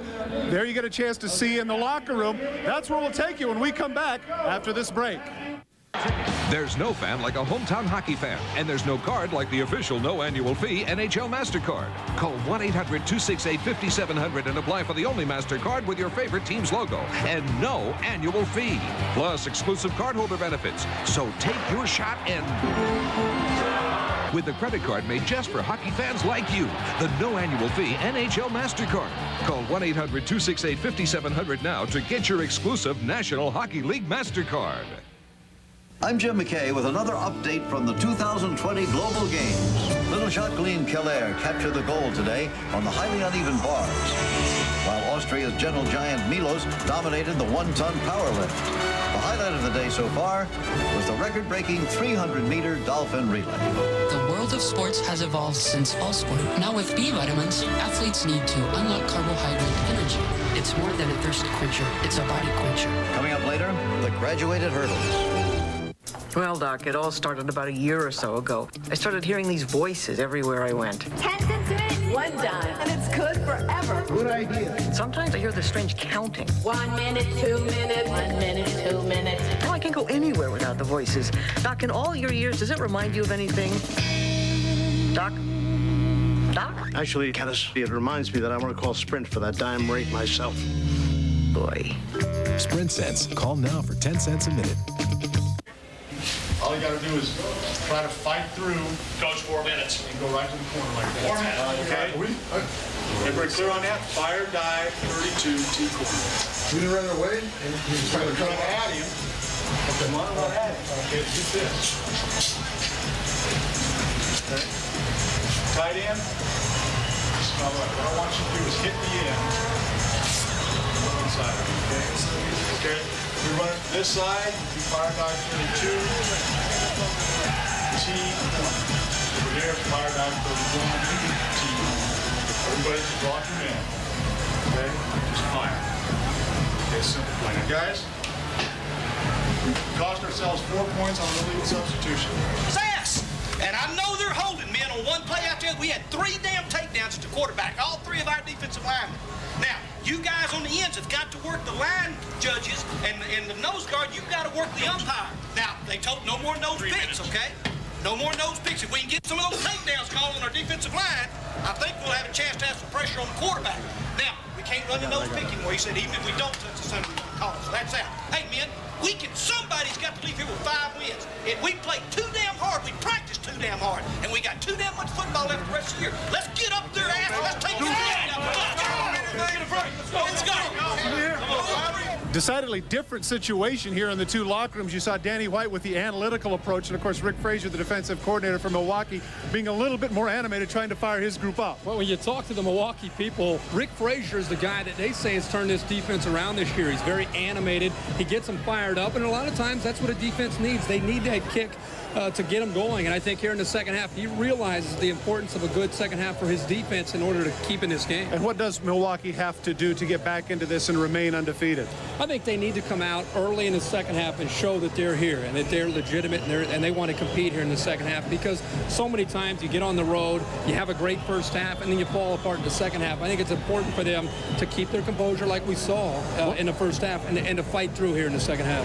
One of the surprises that I saw as we get a chance to take a look at some of the news and notes around the league, Earl Bruce, coach of the St. Louis Stampede, resigns. Tampa Bay is now on a 13-game win streak, the champions last year in 1995. Jay Gruden of the Tampa Bay Storm breaks the record for all-time yardage in arena football, 13,106, passing Ben Bennett of the Orlando Predators, his all-time record, and Gruden at age 29 is probably just getting started. Eddie Brown of Albany is on a record pace. Remember a couple of weeks ago he had 9 touchdowns? Take a look at this right there. 378 projected points. That is over 60 touchdowns during the season that he's projected for that. 18 touchdowns thus far this season for Eddie Brown. Well, when we return, we'll get a chance to go and get ready for the second half. 29-24 for the Rattlers. At National Vascular Clinic, we're helping thousands of patients daily with their erection and impotence problems. Our doctors can help you return your sex life to normal with an in-home, non-surgical, FDA-approved medication that's 95% successful. Thanks to National, we don't worry about impotence anymore. So call today for a free consultation. We accept Medicare and most insurance, and our treatment is affordable without insurance. Remember, we are America's leader for solving impotence, and we can help.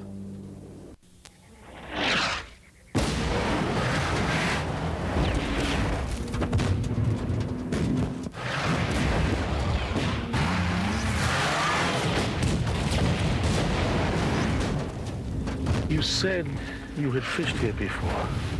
Don't start with that. You're lost, aren't you? No.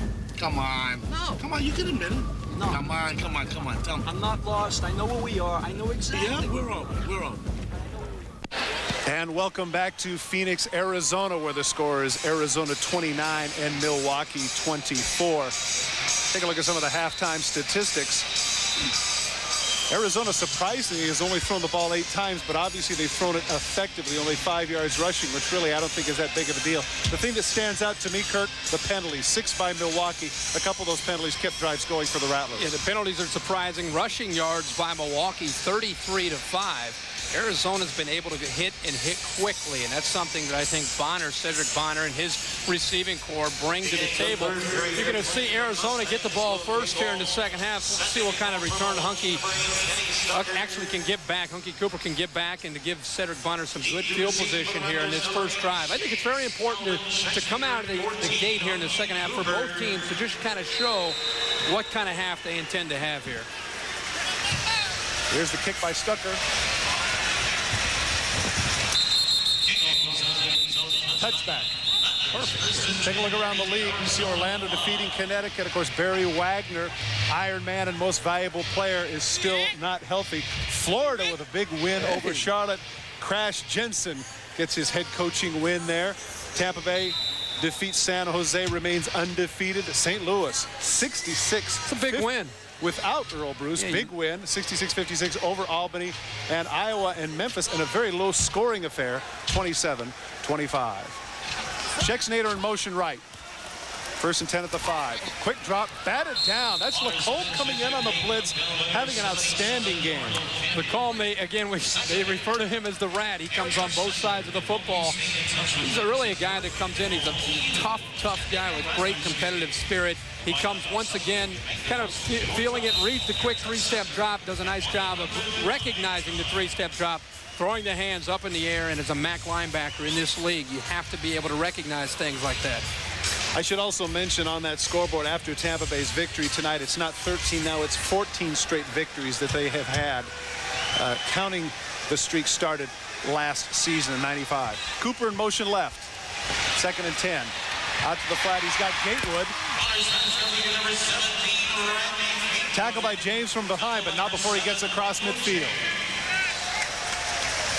Randy Gatewood has great acceleration. I've talked about him quite a bit in the opening of the show tonight. He is the guy that nobody hears about because of so many gifted wide receivers, yet he'll go out there and he'll produce. He'll put up some numbers, and as I said, he doesn't get a lot of recognition, but he does get a lot of opportunities. That's about his 25th catch on the season, so they obviously look his way quite a bit, and he knows what to do with that ball when he gets it. 21 yards across midfield. First and 10 at the 24. Schexnayder in motion right. Plenty of time. Schexnayder, great play by, boy, I tell you what, Michael James is just making play after play. I know he did get beat by Cooper on that one, but as you pointed out, Dion gets beat too. Great coverage. Dion will man. Schexnayder comes to the post here, one of the favorite routes. James does a nice job, questionable there with the right hand if he came around, but I think he stayed off him, came around with the left hand, batted the ball away. He's a guy that is highly motivated and looking to make some big plays. Again, he's the guy that didn't even want to play because of the arch.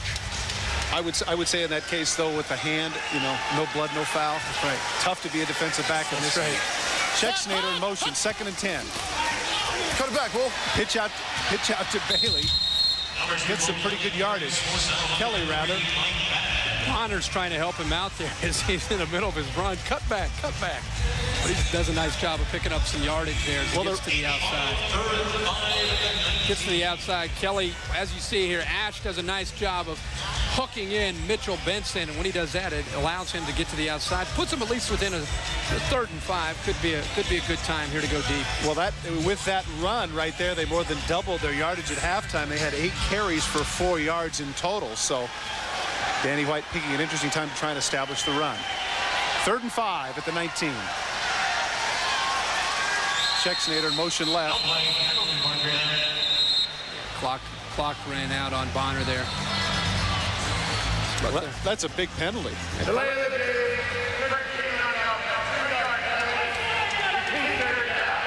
Bonner's got to do a better job of controlling that clock. I know he's a great athlete making great plays, but he's got to get these guys up out of the huddle. You can see he's kind of upset with his players. 10, X takeoff on 1-on-1, ready? Calling for an X takeoff. We'll see if this thing is going to work. Calvin Schexnayder more likely go in motion right in the middle of your screen there. See if they get the ball to him on a takeoff. Great coverage, but the flag goes down. Evidently someone in the secondary did something. You see Michael James running after the official, wanting to know what the deal is.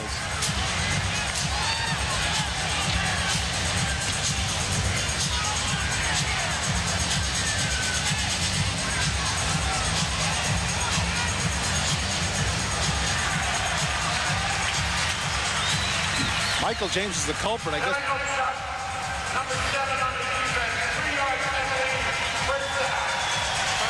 Boy, this is a tough call. As Schexnayder comes up, gets a little shake there, gets to the outside. There's the bump.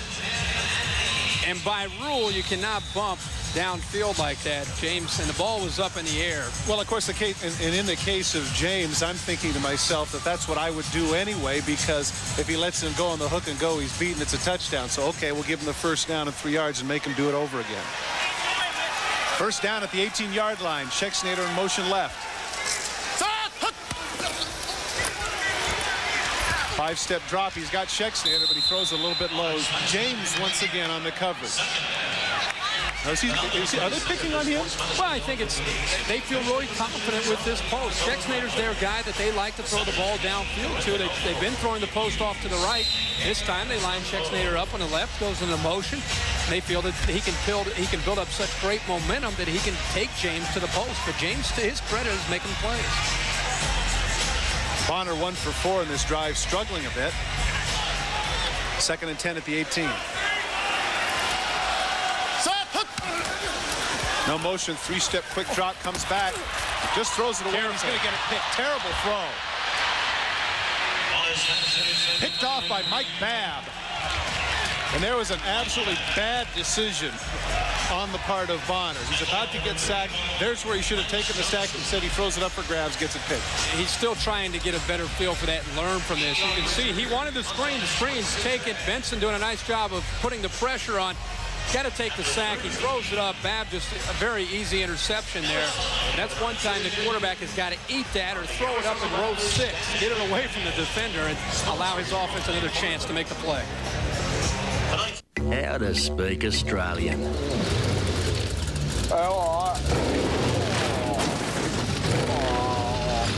Dentist.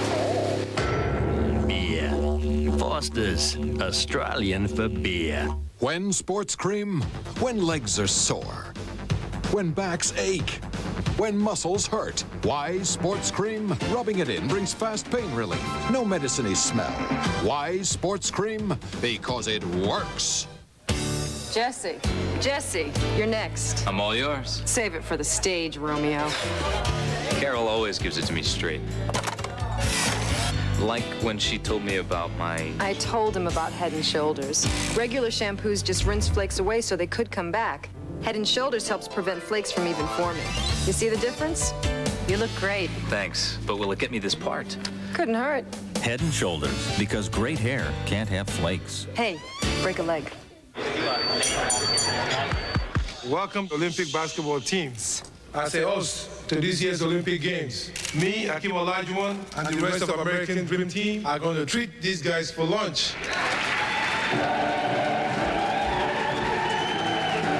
We said we're going to eat these guys for lunch, not treat. Whoops. To Akim, when you need a world of purchase power, it's time to go for the gold. Visa Gold, it's everywhere you want to be. Mike Trigg now with his offense on the field has a chance to take the lead for the first time. A lot of people questioned how good Milwaukee was because of the records of their opponents. You can see Iowa, St. Louis, Memphis, and Texas, 2 of them with winning records. But really, take a look at 7-14. Arizona, on the other hand, a much more difficult road to hoe. The Anaheim Piranhas, of course, undefeated at 6-0, winning record in total. 1st and 10 at the 13-yard line. Simeon in motion. Pitch out to Lacombe. Cuts up field and is smashed into the wall. It still picks up about 3 yards. I doubt that hurts somebody like Lacombe. Lacomb's he's a tough guy. He's been all over the place tonight. Going to the boards, no problem. Just lower the shoulder and take it on. We'll see. You know, one thing here, this is their first possession. Let's see if they're going to try and hit them deep here. Let's go trips left, wing motion wide, 50, Z-go, double post. On one, ready? Good call, partner. Yeah, 50 Z-go in anybody's language sounds like enough. That's right. The other two are going to the post to clear it for the receiver at the bottom of the screen, Skip Stewart. Let's see if he can get him. They went to a zone coverage, and they're not going to get it. It's almost as if Arizona guessed right. They went with the zone coverage, backpedaled, they were able to prevent it. Great defensive call there by Arizona. And I don't think they heard the call there, but they did a nice job of dropping back. See, Trigg is questioning whether or not one of his receivers were held downfield. Hamill drops back there. Hamill's not real happy either. I think they felt that Skip Stewart was held when he went downfield, but it looked like good defense. Well, if you notice that the back judge made the motion over his head, which was, it was overthrown, not to worry. But it was an uncatchable ball. How about 3rd and 8? Clock's down to 1 second. And they're going to have to burn a timeout, too. How about this crowd? This crowd is coming to life here at America West in the 3rd quarter. Well, Mike Trigg, you know, what ended up happening is I think the point that you made was a very good one, which was he's spending too much time beefing about the official's call and not enough time getting the play to Todd Hamill. As a result, he didn't get to the huddle quick enough. That cost him the timeout. Great point. In this league, you absolutely Hey, He was not. I don't think that pumps into play. See, he's still arguing about the chuck. Yeah. Let it go, coach. You got to forget. You got to let it go. Hey, the play call, I mean, you got to get it in there quick. We've seen both teams struggle with that at times tonight. I agree with you. You have to put that behind you and get ready to make a play here. It's third down. And you have to pick up a first down here, in my opinion. I know it's only 29-24, but this is really a great opportunity on the road of picking up some momentum here early in the second. Well, especially with the turnover. You've got the momentum, you get the interception, you know that's a rarity. Now's your chance to take advantage. Yeah, as the crowd comes to life here, and they're really going to come to life here on third down. Think about how good it can be for Milwaukee to be able to execute and get a first.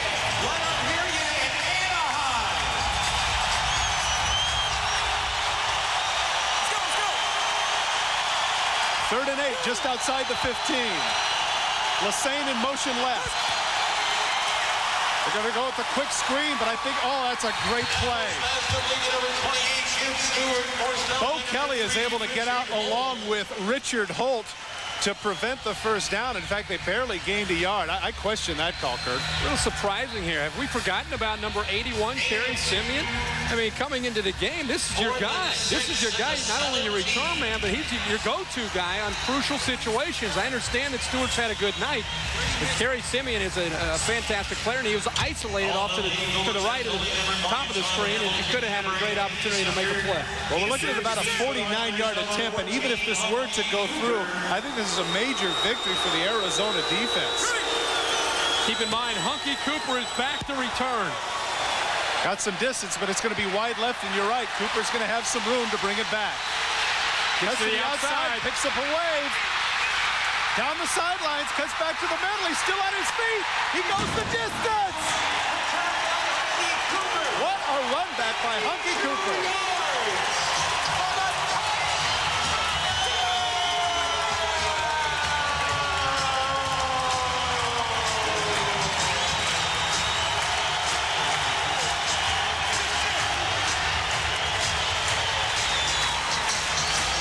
You know, they talk about momentum being fickle. We said that Cooper's back there. He's just waiting. Ball comes off the net. Once he makes that cut right there, the wall is set up. Then he does some nifty running. Nice block there by Ash on Lassane. Brad Lacombe cannot touch him. He is a tough runner. Low center of gravity, so he's very tough to bring down. 3 returns for 100 yards and a touchdown and a fake. He walks in. Cedric Bonner just absolutely walks in. Great call by Danny White. You can definitely, you mentioned the momentum. This is very, very big here in the second half. Momentum has slid to Arizona. The crowd is into the game. And Hunky Cooper is showing Kerry Simeon that, hey, I can do it too. 37-24, Rattlers lead. Come celebrate freedom, fellowship, and fun at Denver's 30th annual Juneteenth. This year's celebration will be the biggest ever, with hundreds of artisans' booths, a big parade, live music, mouth-watering food, scholarship pageants, senior luncheon, and gospel fest. Something for everyone. Juneteenth is a national celebration, a time when the Denver community can come together and enjoy freedom and fellowship.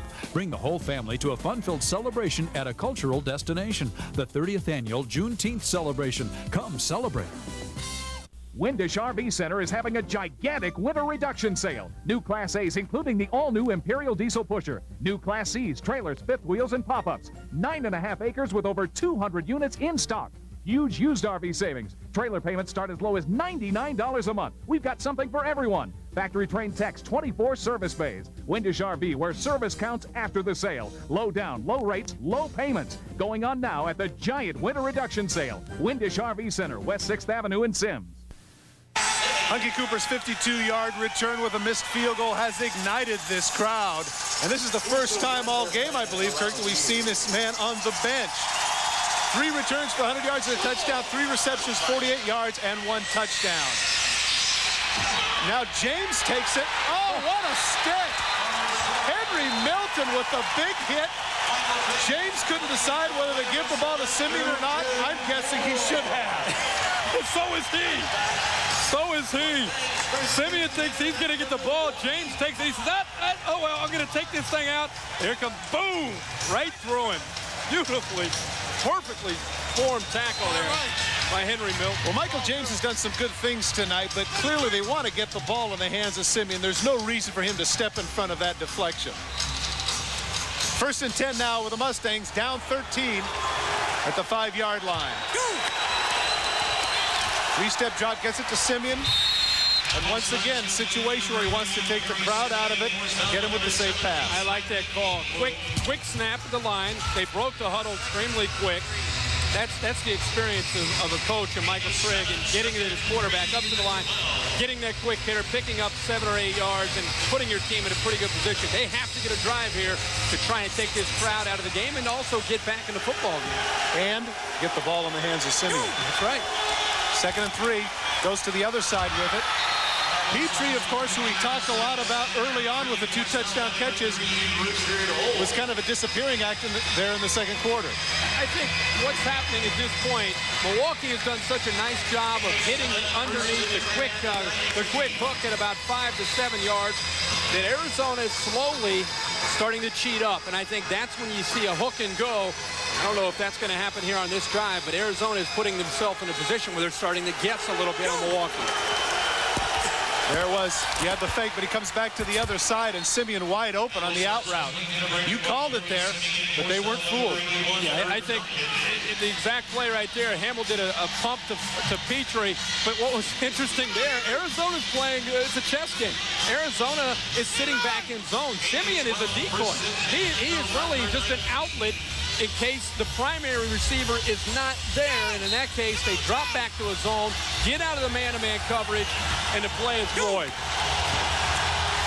Pitch out left, cutting out against the grain, Jeff Savage, but a flag is down. Good-looking game. We'll see what the flag is.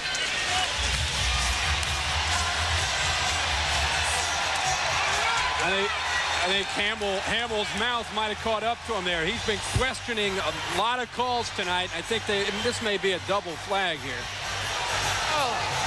2 fouls on the offense. Illegal procedure. The tight end did not declare when he left the huddle. We have an unsportsmanlike conduct, number 5. And a 3-yard penalty and the 8-yard penalty. As a quarterback here, your team is down. 3rd quarter, as much as you want to be a leader and a competitor, you really got to keep your composure. It's one thing that I thought Hamill did a nice job in the first half. And to question calls is one thing, but to continue, usually the quarterback is the one stopping the other players from questioning calls and getting everybody in the huddle. I think the officials heard one too many comments from Mr. Hamill, and they called him for it. Let's go left. Wing motion back. 50, S-flat, or delay. On one, ready? Left. Yes. Well, the flat and delay would seem to indicate that they're going to go with a shorter route. And I think this is the way of Mike Trigg trying to calm Hamill down a little bit. Probably going to see some type of delay, possibly to Savage in the backfield. We'll have to see. This may be a little trickery here by Michael Trigg. Penalties were enforced. 11-yard penalty, first down. Well, now it's an 11-yard instead of the 8-yard penalty. They tacked on both, and so now they'll set up 1st and 21 at the 20-yard line.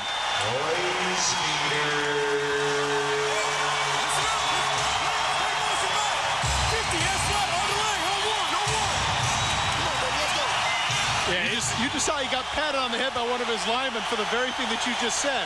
Get under control. Read in motion left.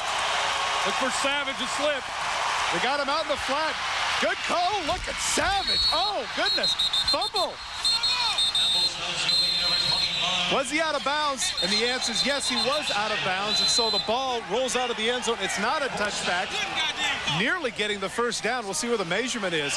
Boy, I tell you what, Savage brought the forearm. Yeah, he did. He letting a little frustration out. Does a nice job slipping right through the hole. Nice little delay. Once he gets the ball, he knows he's getting right upfield. I don't know if Richard Holt wanted anything to do with Savage as he came just stumbling and rumbling down the sideline.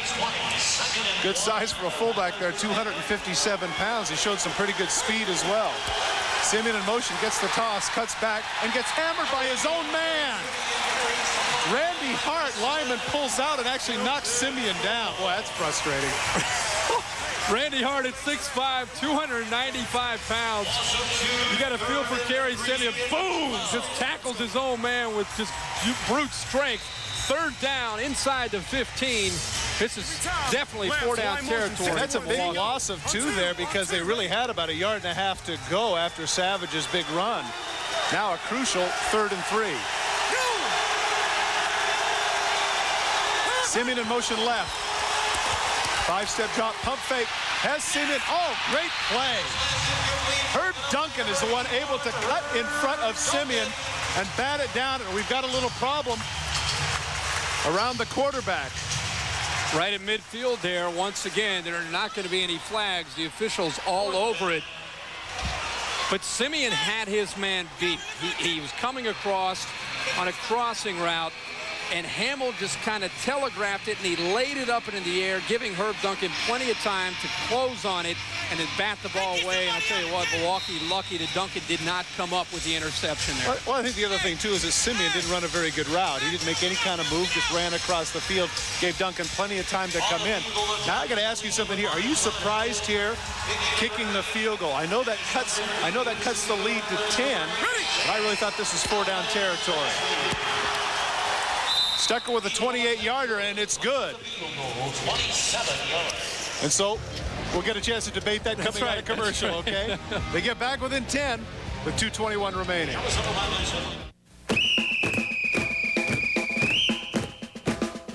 I don't know, but it's been said, athlete's foot's as good as dead. Mighty Mike. No cooling action. Mighty Mike. Axe on contact, this I know, cause that tingle tells me so. Mighty Mike. New Mighty Mike.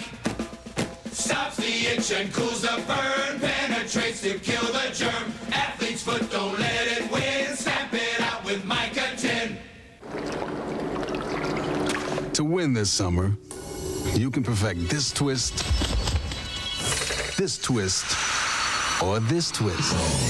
Fans, just look under the red caps for a 1 in 3 chance to score Olympic Games gear, discounts on Olympic Games merchandise at Foot Locker, 20-ounce bottles of Coke, vending machines autographed by Olympians, or Chevrolet Camaros. Either way, you got a twist to score. Play Coca-Cola Red Hot Olympic Summer. Due to time constraints, we now move ahead to further action between the Milwaukee Mustangs at 4-0. Mike Trigg, the head coach, has led the Milwaukee Mustangs to this undefeated start after struggling last year. They're going up against the Arizona Rattlers, who at 4-1 with Danny White have been outstanding, losing only 1 game to the Anaheim Piranha. The 10th anniversary of arena football. More action. How do you keep track of everything that happens in the world of motor racing?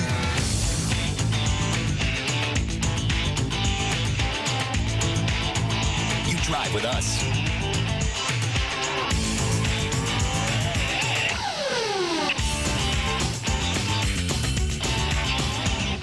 RPM tonight, the ultimate wrap-up of the day that was in the world of motor racing. Monday through Friday at 7 and Sunday at 8, only on ESPN2. Welcome back to Phoenix, Arizona. Todd Christensen along with Kirk Herbstreit here at America West Arena. The Arizona Rattlers up over the Milwaukee Mustangs by a score of 37-27. 1st and 10 at the 23-yard line for Cedric Bonner and the Rattler offense.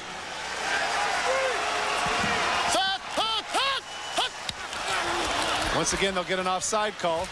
Quick throw out to Cooper, who is back in now in the 4th quarter. They're saving him a little bit there. Very, very surprised by the way Bonner has been able to be successful with that cadence, and we'll see if he got him again.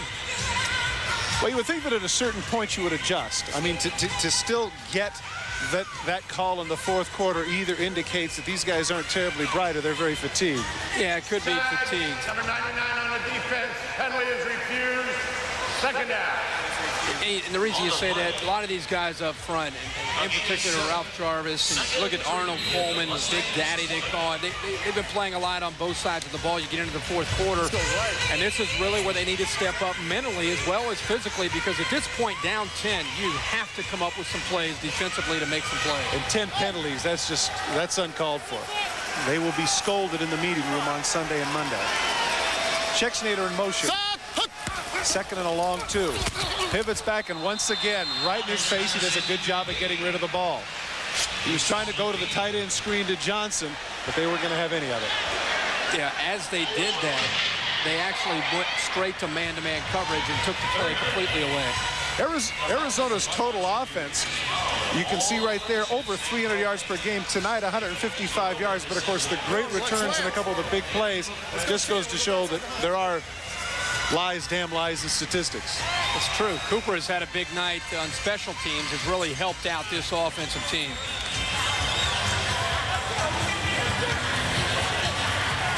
Play clock down to about 5 seconds now.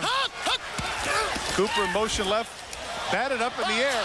The ball was tipped. The ball was tipped. The crowd wants interference, but the ball is tipped to the line of scrimmage, and they're not going to get it. The ball is tipped here. Jarvis gets his hands up. I believe it's Ralph Jarvis. Gets the hands up, actually to the side, and once the ball goes up, Wayne Wade is free to do anything he wants to Hunky Cooper, and the fans asking for one more interference. Just give us one more interference, and the officials right on top would say, once the ball's tipped in, there's no way, no call. This shows great confidence on the part of Danny White and his offense to say, we're going to go for it here and go for the kill. At this point, this is the play of the game. This is very, very big for Milwaukee. Schexnayder in motion left. Bonner going up top. And a flag goes down. Now, Mike Babb looked to me from my vantage point like he was a pretty decent coverage, but we'll see.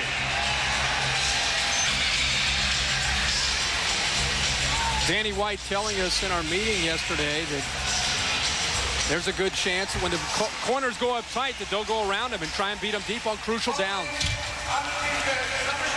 Well, you don't see Babb beefing about it, so evidently it was the case. And as Gatewood, you'd think they're going to try and come underneath with something, and that's the time that Danny White as a coach really feels confident that he's going to get man-to-man coverage and he can take advantage of it. Really a questionable call there, but for Gatewood, who has good ability to go up and make a play, didn't have a chance there, and the official threw the flag. The right arm came out just enough. Wax left, X loop, pitch 28 tag on one-on-one, ready? Well, now they're going to go with a running play. See Bo Kelly pick up some yardage. Kelly Wright, good blocking at the point of attack. But a flag's going to go down. I think they're going to call holding on that one, Kurt.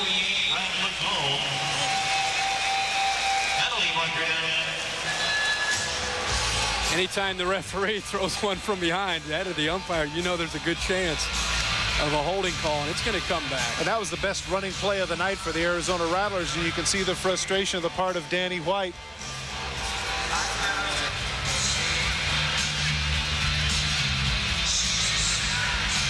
To push Arizona back. This is a point in the game when the emotions of the game really become important as well. 8-yard penalty. Repeat first down. Let's keep an eye here on number 69, Richard Hash. He gets that arm hooked a little bit too much on Benson. Again, another one of these calls, it could go either way, but the official, the referee, had a very, very good look from straight behind there. I think 2 handfuls of jersey usually gives it away. That'll be it. Right here, Bo. First down and 18 now at the 18-yard line. Schexnayder in motion left. Once again, he's going to get the offside right down the middle to the tight end. And Ash makes up for the holding call, and sweet dance. He's been working on that one. It's going to be defensive offsides once again. They will decline this, and another touchdown. Richard Ash, one of the 2 returning linemen from last year, simply slips through the line here. Watch number 48 in the middle of your screen, goes right through on the blitz. Nobody picks up Richard Ash. He's all alone. And a lot of times when you just continue to block and you block and you block, you finally slip out. And by the time they use that play, and again, Danny White says he likes to save things. They use it in the fourth quarter. The defensive backs have been trained to go after other things they've seen all game long, freeing Ash to make a pretty easy play. Nice ball there by Bonner. Nice touchdown for Arizona. Well, at 6'4", 255, he didn't look like one of those dorky linemen who just catch those 2-yard touchdown passes. He showed some excellent speed and a pretty good pair of hands down the middle. I like the dance. And, of course, he showed a little funk as well. There's no fan like a hometown hockey fan, and there's no card like the official no annual fee NHL MasterCard. Call 1-800-268-5700 and apply for the only MasterCard with your favorite team's logo and no annual fee, plus exclusive cardholder benefits. So take your shot and... with the credit card made just for hockey fans like you, the no annual fee NHL MasterCard. Call 1-800-268-5700 now to get your exclusive National Hockey League MasterCard. Can't wait. Boy, you look so right in white, hot white. And you'll drive me mad, glad. Or come out and play gray. And your chills down my back, black. For nothing to do blue. Just wait till we get our hands on you. Can't wait. Whoa, I just can't wait. Just wait till we get our hands on you. Cable guy! He'll juice you up. You might want to put on a bathing suit because you'll be channel surfing in no time. He'll track you down. Hey, buddy! He shows up wherever I go. He won't leave me alone. On June 14th. Once you're hooked, He's gonna need some tough love. you're his. Don't do that. You're gonna get me killed. Jim Carrey, Matthew Broderick, the Cable Guy. I'm just messing with you. Rated PG-13. At theaters Friday, June 14th. Have you heard what Jim's driving? What's he got now? You should see this thing. What an incredible machine. Sleek, aerodynamic. Fast? Oh, yeah. That baby really moves. So what kind of engine does he have in that thing anyway? Nuclear reactor. You'd be amazed at what teenagers are driving these days. Right full rudder, steady course, 355, helm on. For more information, call 1-800-USA-NAVY. Due to time constraints, we now move ahead to further action between the Milwaukee Mustangs at 4-0. Mike Trigg, the head coach, has led the Milwaukee Mustangs to this undefeated start after struggling last year. They're going up against the Arizona Rattlers, who at 4-1 with Danny White have been outstanding, losing only one game to the Anaheim Piranha. The 10th anniversary of arena football. More action after this.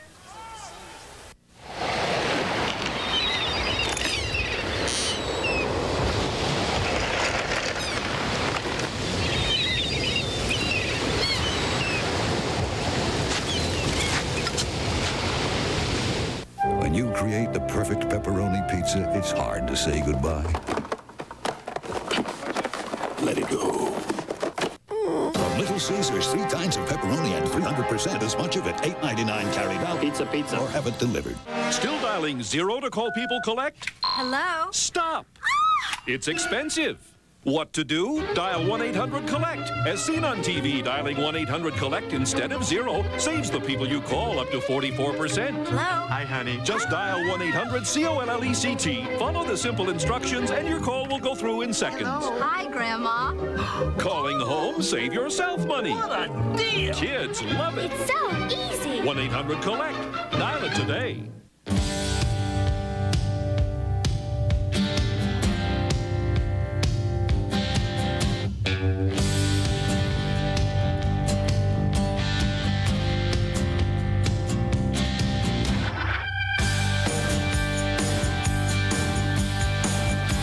To protect your engine, remember, Pure Oil now, Pure Oil later.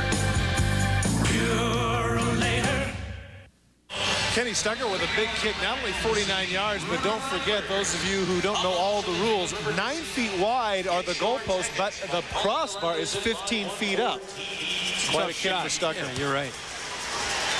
Kick off deep. Cooper tries to get it before it goes underneath. Instead, it'll be a touchback.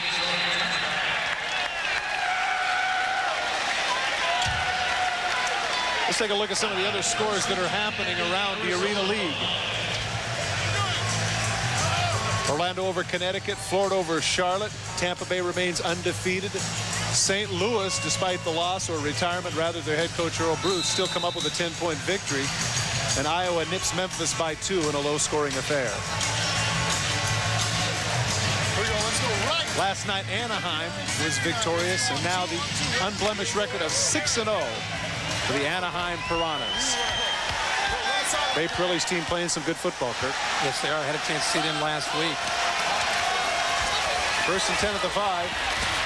Going up top. It's not going to be there. Pressured by Brad Lacombe up the middle. Lacombe came up the middle. Bonner, you can see him coming down, yelling to Hunky Cooper that he had a 9 route. Looking for the streak. Points allowed tonight. Actually, points allowed coming into the game, only 29. Tonight, 44 points, and that goes back to many people believing that Milwaukee playing a soft schedule through their first 4 games and really getting tested tonight. Well, certainly they hadn't played a team as good as Arizona. Now, take a look at the screen. Schexnayder in motion right. There he is, underneath. Big body. In this case, that was Tyler Young getting the opportunity to catch the ball and cut upfield. 6'4", 285 pounds. He is a load. Tyler Young and Lance Johnson both have kind of looked identical in their opportunity on that screen route. Drops back there, Bonner throws it. And as Young comes upfield here, he gets a block there by Birch. He's trying to fight. He doesn't get the ball very often. He wants to try and keep on his feet. Gets the first down. He did get the first down, but given the blockers in front of him, and at 285 pounds, I wouldn't think he'd want to cut to the outside, but stay behind his friends. 1st and 10 at the 15-yard line for Arizona. Schexnayder in motion left. Quick screen out. Bobbled a little bit by Milton, but he's able to hold on. Not much of a gain. Good pursuit on the part of Stanovich, or James rather. Running back to me. He got that. He was able to hold him to only about a 3 or 4 yard gain, but the clock continues to run. 4:48 and counting here in the 4th period. Kind of get the feeling that Danny White, that's what he wants at this point. He wants to maybe pick up 4 or 5 here, 4 or 5 there, and instead of going for the big home run and instantly scoring, maybe want to eat a little clock as they move the ball down the field. Bonner in no big hurry. He has his eye on the play clock. Now down to 5 seconds. Schexnayder in motion right. And he's going to get the offside yet again. Plenty of time, batted in the air. Wouldn't have mattered if it was intercepted anyway. Once again, you know what you mentioned earlier. I think it is the fatigue. I think it's the fatigue. It's fatigue and discipline. I mean, to have this many, and that's the nose guard. The nose guard has jumped off a number of times tonight, and whether it's Randy Hart or Arnold Coleman, they have, the ball's right in front of you, and you get tired. Number 99 on the defense. 3-yard penalty. Repeat second down. Well, they gave that one to Ralph Jarvis. Well, I think they could have called Campbell. He was the one that jumped up. And you make a very good point with regards to the inside. A nose guard, the ball's right in front of him. He has no excuse to get drawn off sides. And I think not only the fatigue factor, but a lack of discipline. Step left now. 2nd and 3. Yes.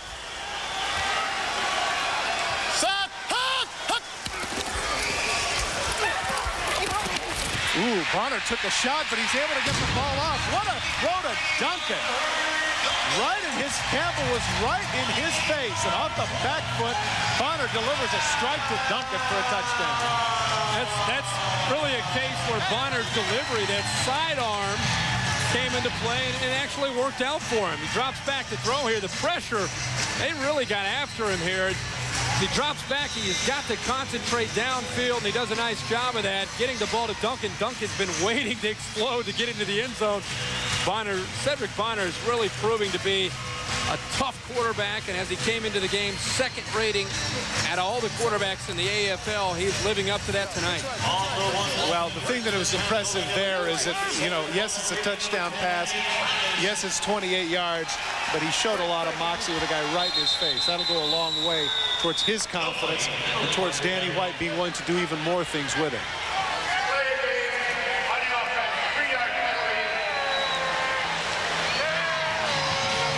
Tell you, you love to see a quarterback hard-nosed, tough enough to sit in that pocket, feel the pressure coming, and to, as you feel it, you're aware of it, to look downfield, to be able to execute a ball like that, and to throw it on time and a perfect delivery. And it's tough to teach that, and you can tell Danny White's worked hard with Cedric Bonner. Something else that you mentioned, you talk about the sidearm being a good thing. It also helps the fact that he's 6'4", 220.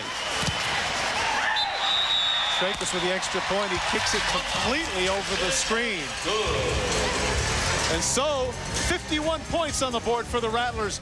Whether your style is casual, formal, contemporary, or traditional, we've got your table on sale now at American Furniture Warehouse. With over 150 different styles to select from and super memorial sale markdown store-wide, the time to get your round, square, oval, trestle, leaf, glass, oak, tile, cherry, farmhouse, laminate, carved iron, painted table is now. The solid hardwood butterfly leaf table and your choice of a green or natural finish with these matching arrow back chairs, just $269 for all 5 pieces.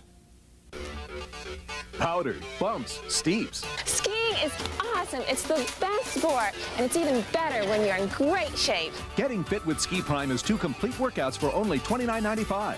These quickness and power drills will help you execute the dynamic movements you'll need on the slopes. Whether you ski every day or just once a year, you need Getting Fit with Ski Prime. Call 1-800-USA-TAPE to get started now. Only $29.95 for both tapes. Call 1-800-USA-TAPE. That's 1-800-USA-TAPE. Tonight's presentation of Arena Football on ESPN2 has been brought to you by Micotin. To stop the itch and cool the burn of athlete's foot, use Micotin. And by MBNA America, proud issuers of Arena Football League Visa. The thing that's impressive about this drive is the time. They took 4 minutes off the clock in this 45-yard drive. That is a bomb. Drake is clearing the net twice, once on the extra point and also on the kickoff. This man has a very, very strong leg. You know, one of the things about that that's impressive is he's done exactly what Danny White asked him to do. Now, if on your computer you want to converse with Eddie Brown, here's your opportunity to do it through the Sports Zone. Monday at 6 o'clock Eastern Time. There it is, ESPN Net Sports Zone. Chat with Eddie Brown, on pace to score about 60 touchdowns here in Arena League football. Pass underneath to Bruce Lassane, a short gain. We'll give you another chance to take a look at that Sports Zone with Eddie Brown. There it is, Monday night, 6 o'clock Eastern Time. SportsZone.com. 18 touchdowns in 4 games. It's unbelievable. 9 in 1 game. Wow. You never scored. Can he continue what was that? the most you ever scored in 1 game? Oh my gosh. I'd have to go back. What about you? Warner. What about you? 4. 4 in a game. Oh, he's got Simeon on the out and up wide open, but he overthrew it. That's a late hit, and that'll draw the flag. And it did. Simeon about to actually draw a flag himself for arguing, but he did get the call there. Good call by the official. Milton Vaughn came over just a little bit late to put the hit on him. But Simeon really a non-factor here in the second half. It's been somewhat surprising. Watch Simeon streaking down the sidelines all alone, and boy, he actually lowered the head there. Richard Holt lowering the head, and I think more than anything, it was a late hit, but the fact that he lowered the head probably got the call. You're right, it was Holt. Vaughn was the one that came over to trash talk a little bit. Lassane in motion. Underneath from Simeon. He's just not there. Yeah, he really isn't. The effort's just not there.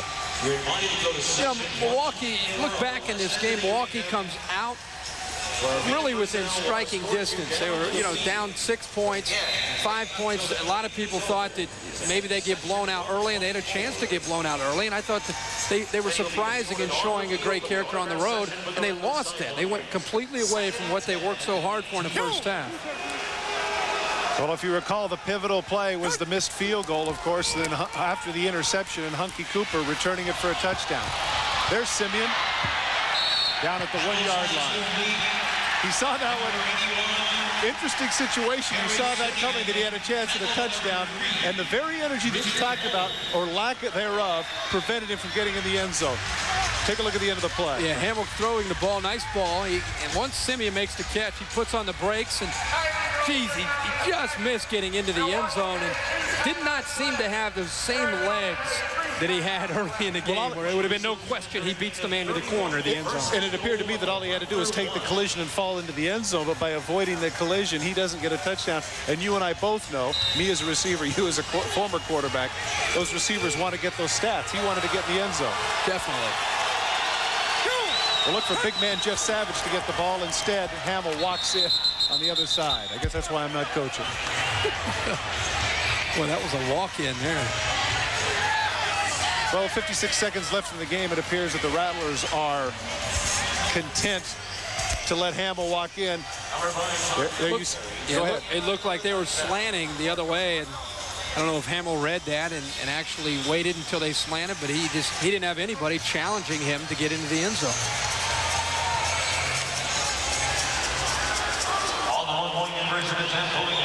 Stuck her in for the extra point. 5th rushing touchdown of the season for Hamill.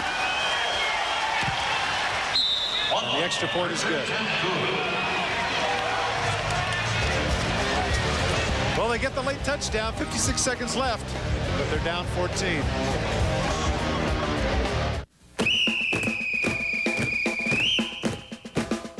I don't know, but it's been said, athlete's foot's as good as dead. Mighty Mike. No cooling action. Mighty Mike.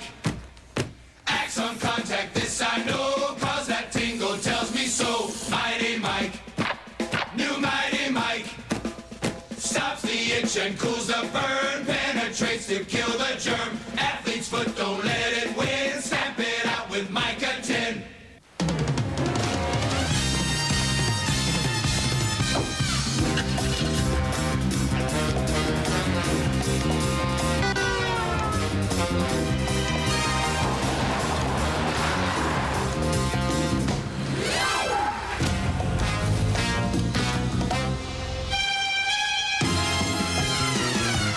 Life's full of challenges. Drive a car you can depend on. The Nissan Sentra. Welcome back to Phoenix. Todd Christensen along with Kirk Herbstreit in the Arizona Rattlers. You see everybody up there anticipating the onside kick here with 56 seconds left. Everybody on the left side for the Mustangs. Of course, the idea is to get the one big hop, right? Yeah, you gotta hope that he's able to get it to a point where it's going to hop up and allow one of your athletes to run up there once it goes to 10 yards and see if they can make the catch here. They really need this. They have to come up with this. The width of the field is only about 28 yards, though, so that hop better come pretty quick. And it did. Ball's loose. Oh, it's loose. I think that the Mustangs have it. Richard Holt looked like he had it, and then he fumbled it, and sure enough, the Mustangs have recovered. Petrie came up with it. Stan Petrie, who early in the game had the 2 touchdown catches, been kind of a non-factor here in the second half, but he makes a big play there. The flag is down, however. Another trash-talking type of penalty.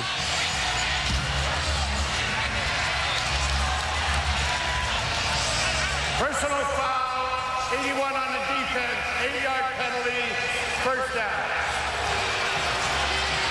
Looks like they caught Herb Duncan there.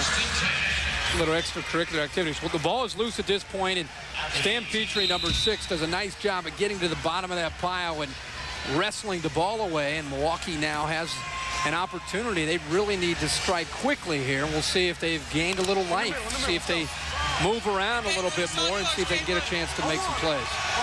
25 penalties this evening for a total of 164 yards. Lassane in motion right. They go with the middle screen. Oh, nice move. Cutting to the outside is Jeff Savage, breaking some tackles. Boy, I tell you what, I really like the moves that he makes. And there's a flag. Gatewood pushes Randy Hart, but I really thought that Hart hit him late, and it'll be for the officials to decide. It was a matter of, did they catch Hart initially, or did they see the second hit there by Gatewood? Personal foul. We saw the second hit. That's how it usually works. First down, You and I talked about Savage. Really a nice job of cutting back. And as he comes inside to make the play here comes Hart bumping Gatewood. Gatewood comes up to have a few words and actually punched back at Hart, and that's where the penalty was. How to speak Australian.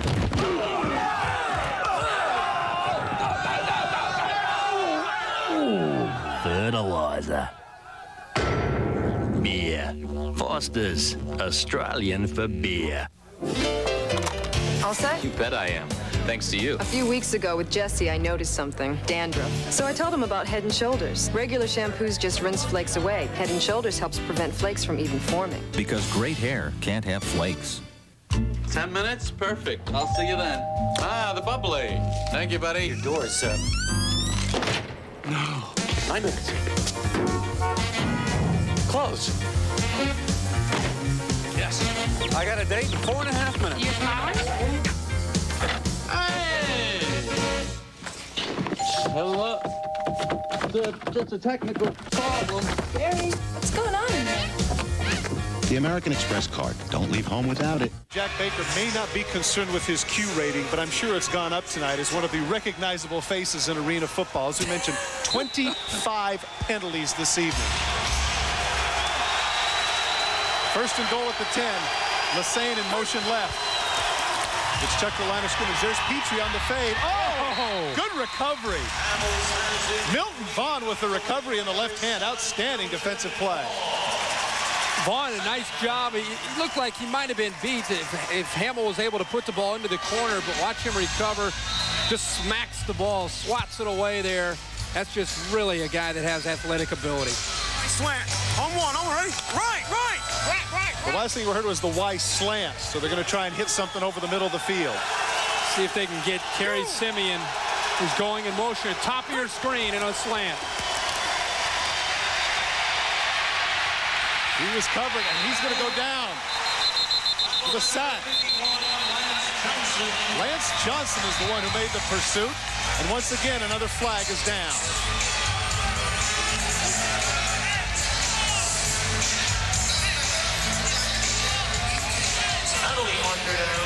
Going to be some holding in the secondary. Hamill buying some time and able to the receivers to move around a little bit, and one of them got caught.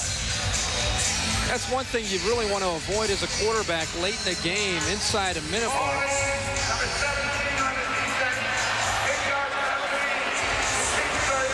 You want to avoid taking the sack like this. You really should try and throw the ball away if you can at all. And I know he was running for his life, and it's easier to say that from sitting up here than running around. But he needs to try and have that presence of mind and make a good decision and throw that ball away. George double cross. Tim Ty. On one. Ready? Second down and 5. You heard the crossing routes. Once again, they'll try and get something in the middle of the field. I think he wants a choice route as well from Stan Petrie at the top of the screen, giving him the ability to go to the fade or a quick slant down in close at the 5-yard line. Well, they're just outside the 5. They have second and 5. They can get a first down just inside the 1-yard line here. But time being a factor with 32 seconds remaining, obviously they want to stick it in the end zone. Here we go.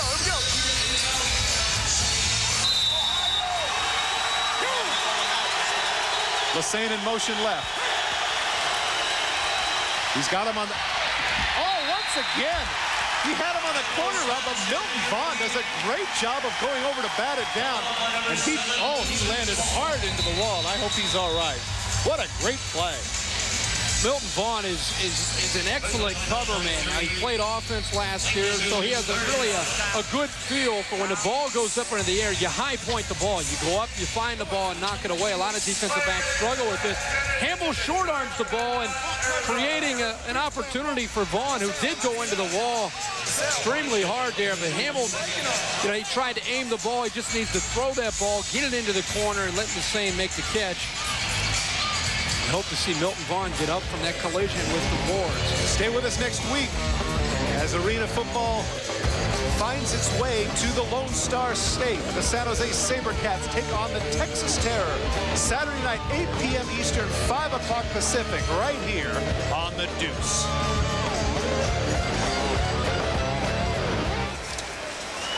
Seemed to me that it was that left shoulder that went hard into the board.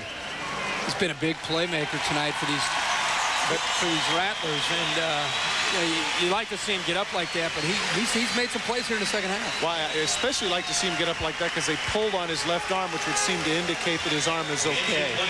Great effort. Two outstanding plays back-to-back by Milton Vaughn in the secondary. One thing that Vaughn has shown us tonight is great closing speed. Whether it's a ball that gets over his head, he has enough speed and quickness to get to the ball and bat it away, or whether it's a ball thrown in front of him. He's really come up and made some plays. Well, if you think we've been beefing about the amber linen, there's a reason for that. This is a new arena record this evening. 28 total penalties for 139 yards. That is a lot of yellow handkerchiefs, amber linen, golden cloth, whatever it is you want to use. We've seen way too much of it this evening. Well, these players are going to know what it means on Monday and Tuesday. They're going to be running quite a bit, I'm sure, for these penalties. It's going to be Gasserville, right? That's right. Second down at the 5. Simeon in motion. Plenty of time. Goes in the back. Gets it to Petrie, but no, they say incomplete. And Petrie's not happy about it. Come on. Another flag goes down. Petrie's got to contain himself here. His team is threatening to get back into this game. A lot of these players that we've seen tonight make plays are getting too caught up in the emotions. You got to control yourself, and they're too worried about trash talking and spiking the ball and getting in the opponent's face rather than going out and executing and making plays. Petrie on this play.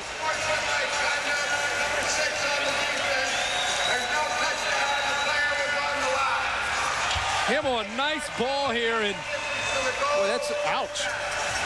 Judd Mazer, our cameraman, took a shot there. Well, that's taking one for the team. Attaboy, Judd. My man. Way to go. Okay. Yeah, he went into the boards. But I noticed that this is how tough they are on the deuce. No trainer came out for him. No.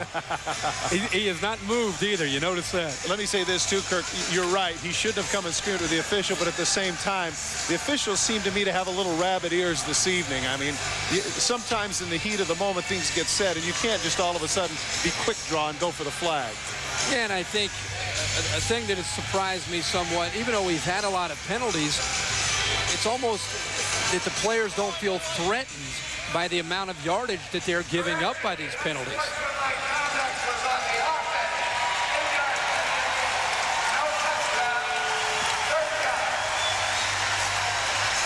Well, the penalty becomes costly because now they move out to the 13-yard line, which may give them a little bit more field. Still, Petrie should have kept his mouth shut. Here we are, third down. Simeon in motion. Cuts across the field. Hamill with time. And he's going to run. He fakes out Schexnayder, and he pays the price. Randy Gateway knocks him out at the 5-yard line, but that's a great effort on the part of Hamill. And now we're going to have some linemen going at it. Rick's had his helmet ripped off by Brian Drummey. And now there's the finger pointing and the taunting. This has turned into the WWF tonight. Yeah, it's kind of embarrassing. I know that both Danny White and Mike Trigg aren't very happy about it. And he's telling him right there, hey, he took it off of my head. Take a look at the hit. Watch the hit here. Into the boards here, Gatewood. And of course, Hamill has to push back. Really hate to see that. Well, with 13 seconds left, they've got fourth down just inside the 5-yard line. Todd, it's not so much yardage that they're killing, it's the clock. They're eating, each penalty that they have, the clock continues to just, that's their worst enemies, the clock at this point. Fourth down just inside the 5. Simeon in motion. Coming on the blitz. Hamill lobs it. Oh, boy, I tell you what, Lassane was absolutely collared by Hunky Cooper. Did the flag come down? I believe it did.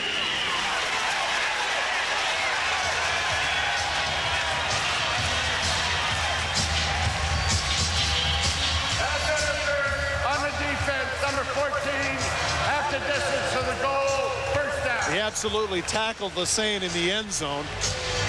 Couldn't decide. I mean, it put him in a bad situation because Hamill looked like he might have run or thrown.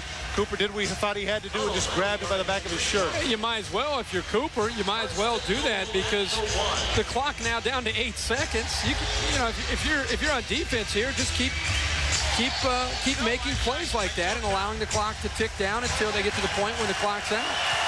Yeah, but turning around and having that look on his face like, not really. Who is he kidding? Simeon in motion right. Hamill goes left, and he's in for the touchdown. His 6th of the season.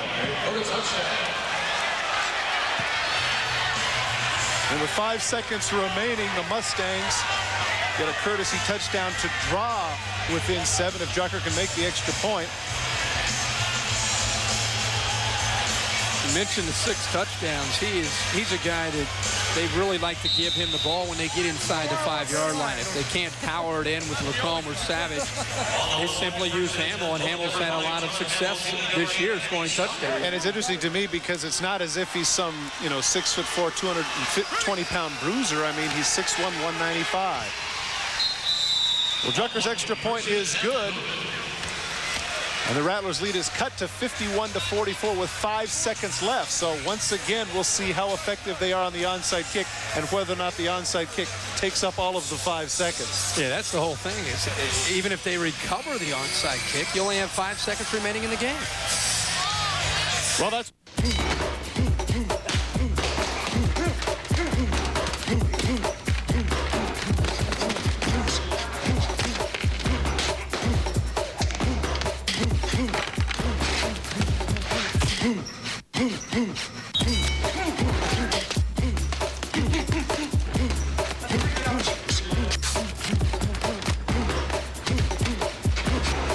The USA takes on Germany in amateur boxing action tomorrow at 10:30. Here comes Stucker. But not this time. Bo Kelly was able to make the nice catch there. And that'll give Arizona a chance to kneel down and run out the clock. Bo Kelly kind of stepped up and said, not this time. No way. He used his big frame. Nice job of just getting the ball and hitting the turf here. And we'll see. If we don't get a penalty, we'll see if Arizona's able to kill the clock. Yeah, that's a very good point. I don't know why I'm laughing. It's not that funny. Pull your neck. Squeeze it now. Squeeze it. Well, the Arizona Rattlers coming into this game were averaging 53 points a game, and they just about get that. But I think that what they have to be happy with is the defense that they played. Kelly gets the handoff, cuts right. That's going to be the end of the game. The final score, the Arizona Rattlers 51